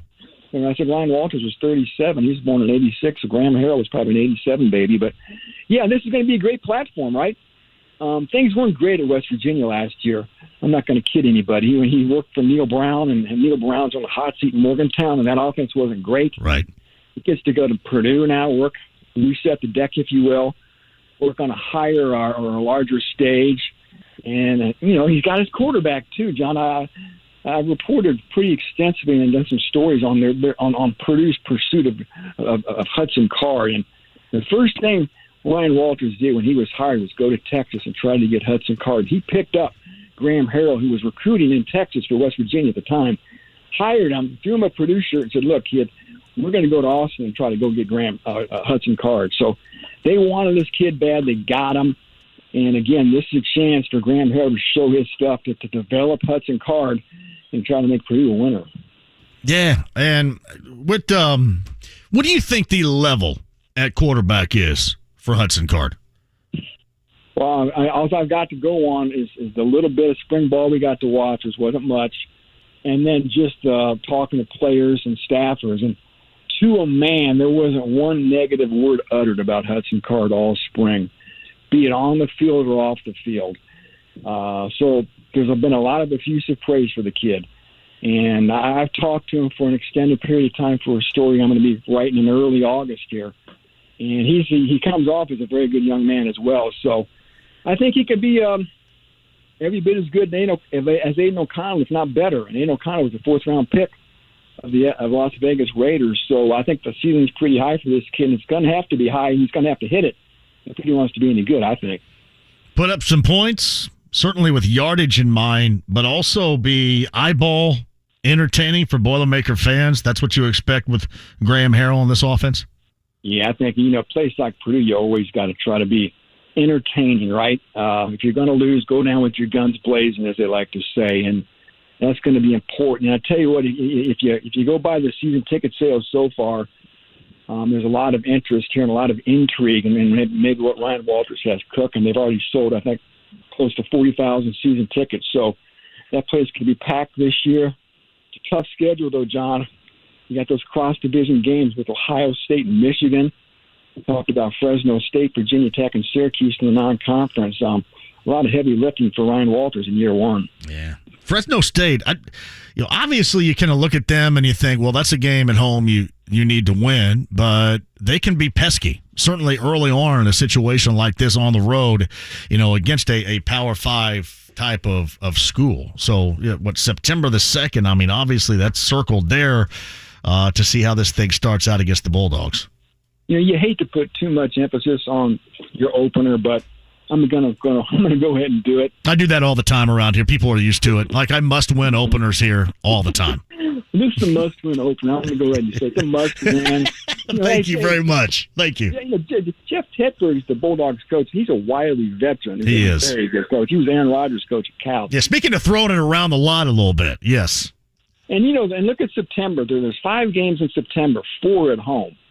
Purdue's got to make hay in September. The one road game's at Virginia Tech, and that's Virginia Tech isn't Frank Beamer Virginia Tech, but it's still tough going to Blacksburg. So again, 4 games out of 5 at home in September. I think the Boilers got to come out of September at least 3-2. So Tom Dienhart of Golden Black Illustrated with us. I also, we've chatted a couple of different times after Fairleigh Dickinson. And obviously, Boilermaker fans wanted to forget about that one immediately. But how has this offseason been for Painter and company, according to your assessment to this point in West Lafayette? A lot of excitement. They got one of your Valley guys coming in, Lance Jones, to help them at guard. Injection of Valley flavor right there, yes. Valley flavor. SIU Carbondale. Of course, the big freshman's another Naptown guy, right? Roosevelt Colvin's son. So Miles Colvin's coming in, and that's got people jacked up. Of course, everybody's focused on Zach Eady and what he was going to do. And when Zach Eady decided to come back, well, last year was forgotten quickly. And now, of course, great expectations loom again, right? This is going to be a preseason top 5 team. In August, they head off to Europe to play, I think, 4 games, Slovakia, Austria, Germany, Italy, so a chance to bond a little bit. Zach Eady won't be with them on that trip, John. He's going to be with the Team Canada playing in the World. That's a good squad they have right there, too. How much clock is he going to get with that group? I'm not sure. I haven't broken down the roster, but, a good chance for him just to kind of... Is that the one? Isn't that the one with Jamal Murray and Gilgeous Alexander and the professionals? Or am I wrong? FIBA World Cup, I believe it is. Does that sound right? I thought it was Team Canada, and I thought he was on that team with guys like that. O'Shea Brissett, who was a former Pacer, now a Celtic. It is Team Canada. So Zach's going to continue to sort of, sharpen his skills internationally with that team this summer in August. And then before you know it, we're going to look up. They're going to be practicing in October. And it's going to be interesting to see how high Purdue is ranked in the preseason here. Maybe 2nd or 3rd in the country, at least top 5. So Michigan State and Purdue look like probably the teams to beat, if you believe prognosticators, in this upcoming Big Ten hoop season. It's Tom Dienhart with us. I was going to ask you this because I asked the similar question of all you folks leading up to last year with Trace Jackson Davis. And now that Zach Eady obviously is coming back, and my question was a year ago, you're going to do more to widen things, the scope of things, offensively, maybe not everything down low, interior in the paint. And obviously we saw with Trace last year that did not happen. Would you expect anything like a little bit more of an evolution to the offensive game of Edie, or because it was so good every single night, is there going to be a reason not to do that? Well, I think, what the plan is to try to diversify, to play more away from the basket, to play Kaufman-Wren with Zach Edey more in concert. And, again, for Zach to play maybe a little bit more away from the basket, even facing the basket. But you know how things go. When push comes to shove, if things get really testy, you always kind of default back to what you do best. Right. And Purdue was very effective with Zach playing that traditional back-to-the-basket type of a style. So, again, I think they do want to play a little bit more spread out and try to get up down the court a little bit more. But we'll see how they evolve here as the season progresses, especially when we get into that Big Ten play. Well, I ask you that. If I asked Painter that, he'd probably call me a dumbass for asking it. So... Well, he wouldn't mean it. Hey, I got to ask, are you going to be at Big Ten Media Days all next week? Next week? Do I have to wear pants? Can I just come as I am? You can wear your best tank top and pair of jorts and flip flops. Oh, well, if I could come that way, I'm all for it too. So yeah. Now you're going to be a part of it, right? Yeah, I'll be there. You can wear your John Deere hat or some other good pesticide. I've got it. I'm in. I don't wear long pants in the summertime like this, certainly. And it is basketball shorts. The other day, my friend Jeffrey Gorman, the Gorman, does Colts stuff. This was yesterday, matter of fact. And the Jim Irsay collection is like a traveling band, right? They were in Boston last weekend. Peter Wolf of Jay Giles' band was with him. Kevin Cronin of REO Speedwagon. It was a great time in Boston. And they're doing the same thing here in September at Lucas Oil Stadium. And Gorman said, hey, we may want to have you come up and introduce the band. And I said, Yeah, I love to do that. That'd be great. I'd love to introduce the band. And he said, but we will probably have to buy you some new clothes.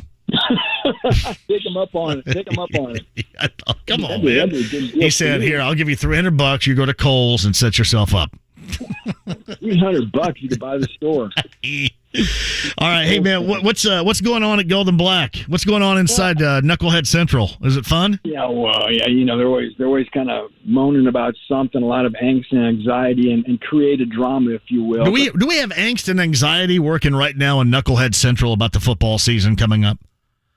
Football and basketball both, it never ends. And, as much as people like to make fun of those message boards, that really is sort of the heartbeat and the pulse of a lot of those sites, the Golden Black included. The people check that thing 2 or 3 times a day. And, no doubt.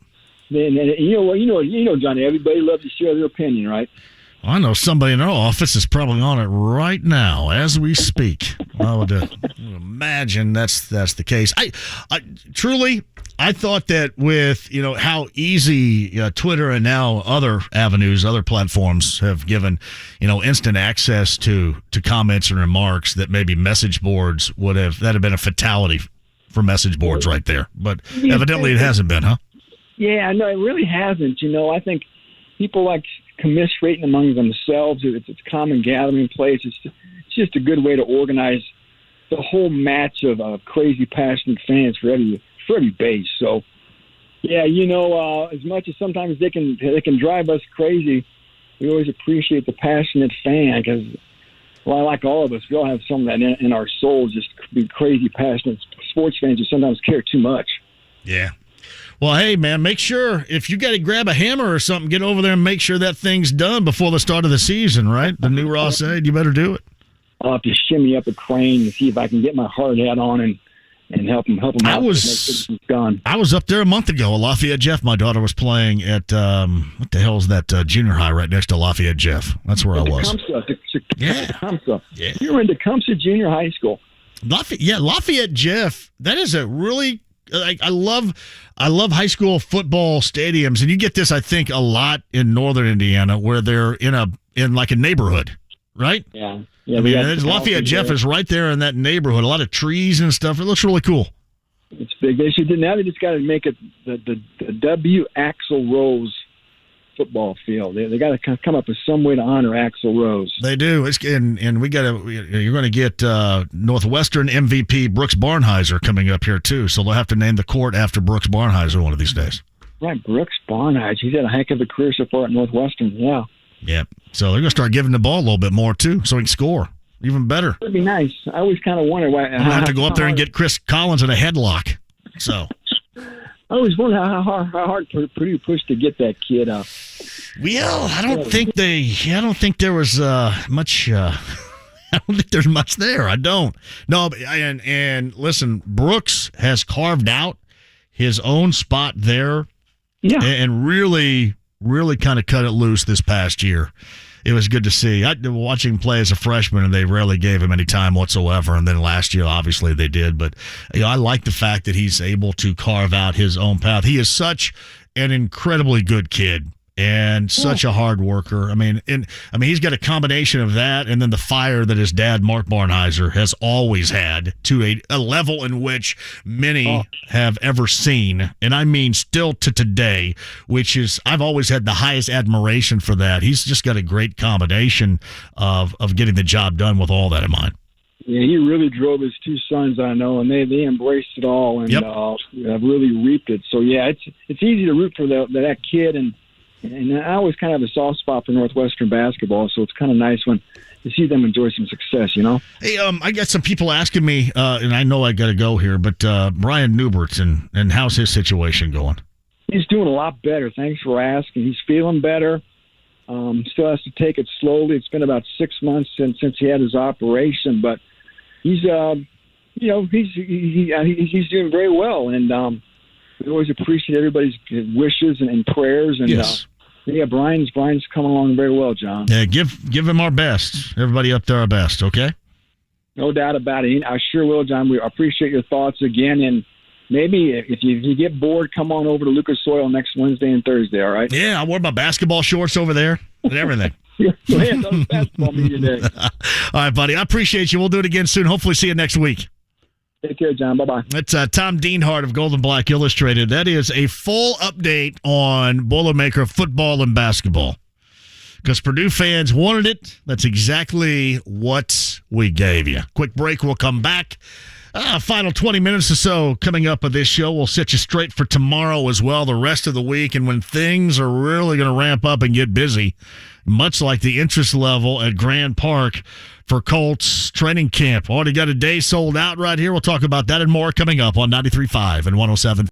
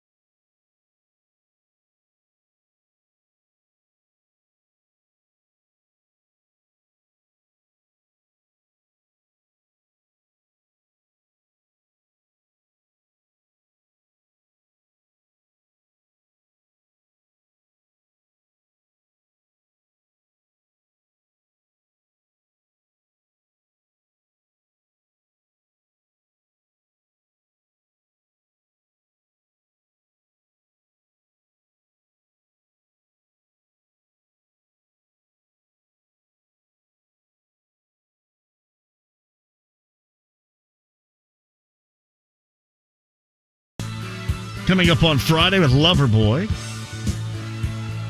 At the Eagles, this is a long goodbye coming up in October. Not one, but two shows at Gainbridge Fieldhouse, along with Steely Dan. Tomorrow, I believe, some of you are asking, is it Snoop Dogg and Wiz Khalifa tomorrow at Ruoff Home Mortgage Music Center, I believe? So a lot of stuff going on. Shout out to Tom Dienhart for coming on here, Gold and Black Illustrated. A lot of you have asked about some updates leading up to football season for the Boilermakers, and then a little bit of off-season Boilermaker basketball conversation. So Tom Dienhart came on. We discussed that. If you missed any of it, the podcast is at 1075thefan.com. Loose bodies in the elbow. Now, I may have loose bodies in my right elbow, too, but no, this was to Jarace Walker. Procedure reportedly from Adrian Wojnarowski completed to remove loose bodies in the elbow of 8th overall selection Jarace Walker. Everything went according to planned, at least according to this report, and the expectation is Walker's good to go for the start of training camp in September. That newsworthy today. It's from Josh, JMV. Now I know what it looks like when JMV shoots 80% from the three-point line after watching, the WNBA. What's her name? Sabrina. I don't know how to pronounce her last name. 28 of 33s in the three-point contest. Yeah, I've got a little shoulder impingement working. I haven't had a shot for it yet, so I've got a lot of excuses to make right now, and I made some excuses last night. I cussed all over Center Grove because I was just driving myself nuts.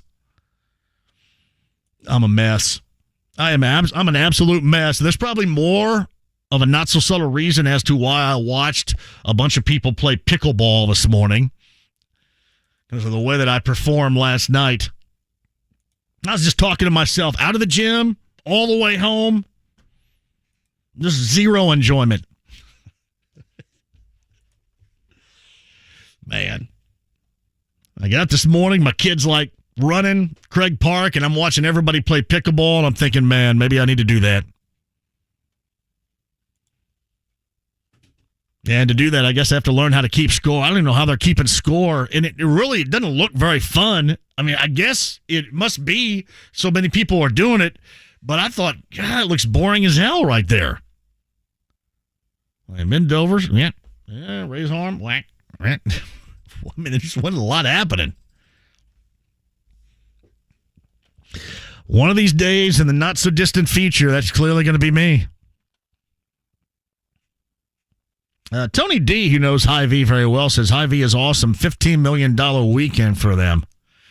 That's how much they're sinking into the music. Indycar, of course, in Iowa this weekend. And entertainment-wise, Hy-Vee at Iowa Speedway has backed things up with Carrie Underwood, Zach Brown Band. Chesney's up there barefoot. And Ed Sheeran with his new tattoo.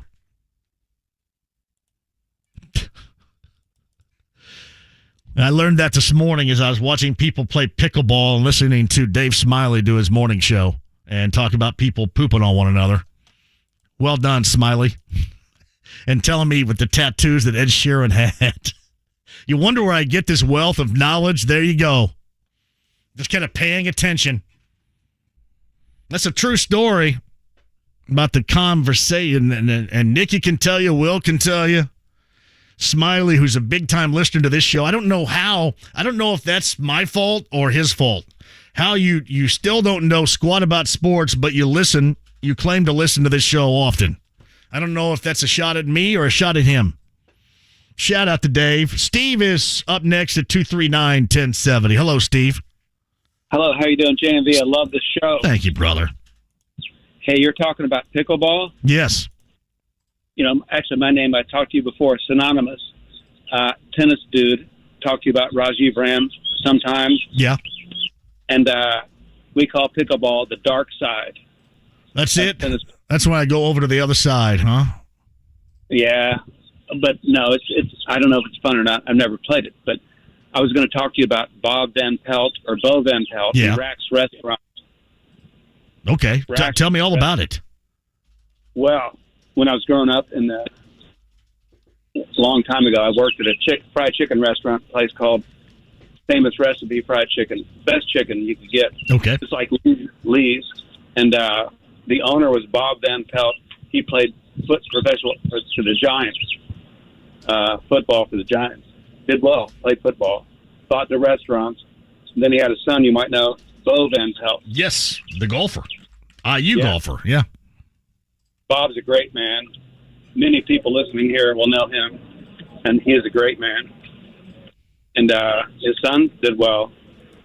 And Rack's Restaurants, I think there might still be one in Richmond. Maybe not. I did not. I think we have, because I rock a Rack's T-shirt often. Sure. I believe Illinois, Kentucky, and Ohio have locations. Indiana is out of locations. And I've been asking because I've never, honestly, Stephen, thanks for the call, met anybody at all that had a bad word to say about Rack's. So if you would be somebody out there that has deep pockets and you're just thinking about to start a business, I would think bringing a Rack's around here would probably make you a lot of money. Unless people are flat lying to me about it. Because I've never heard anybody say, every time I bring it up, it's great, it's glorious. And it's more than just a memory. I'd do that right now. The BBC right now. I need 12 of them. So if you've got deep pockets, and I'd look up what it might take to get or become a franchise owner. Because I think that would be something around here that would go over well. At least according to everybody that I am in touch with. I've never heard anybody say, oh, well, listen, give me Arby's all day, man. Rack stinks. Nobody has ever said that. It's probably because it's Arby's that we're talking about in comparison, but nobody's ever said that. Jim McCann writes this, Rachel Robinson is celebrating her 101st birthday today. I believe she has been MLB's most important and loved ambassador ever. That is so incredible. And let me tell you this, Jim. I just watched it again this morning. Whenever 42 is on, it has become one of those films that I watch whenever it's on. Whenever it's on. And it is still, it's incredible to me that Chadwick Boseman, the star that played Jackie Robinson in the film 42, is no longer with us. That's incredible to me. But I don't know how everybody else thought the film. And I remember talking to John C. McGinley on this show, who played Red Barber, the play-by-play man for the then Brooklyn Dodgers. That was 2014, I believe, when that film came out. And awesome conversation. He's done a lot, but you hear that conversation and then put it in terms of just how much I enjoyed that film. To this day, whenever it's on, I will end up watching it. It's become one of those films, whenever it's on, I watch it. I just think it's that good. Rachel Robinson celebrating the 101st birthday today. That is quite a milestone for greatness. Quick break, we'll come back. Final time with you, get you set for tomorrow's show. Look ahead to Friday as well on 93.5 and 107.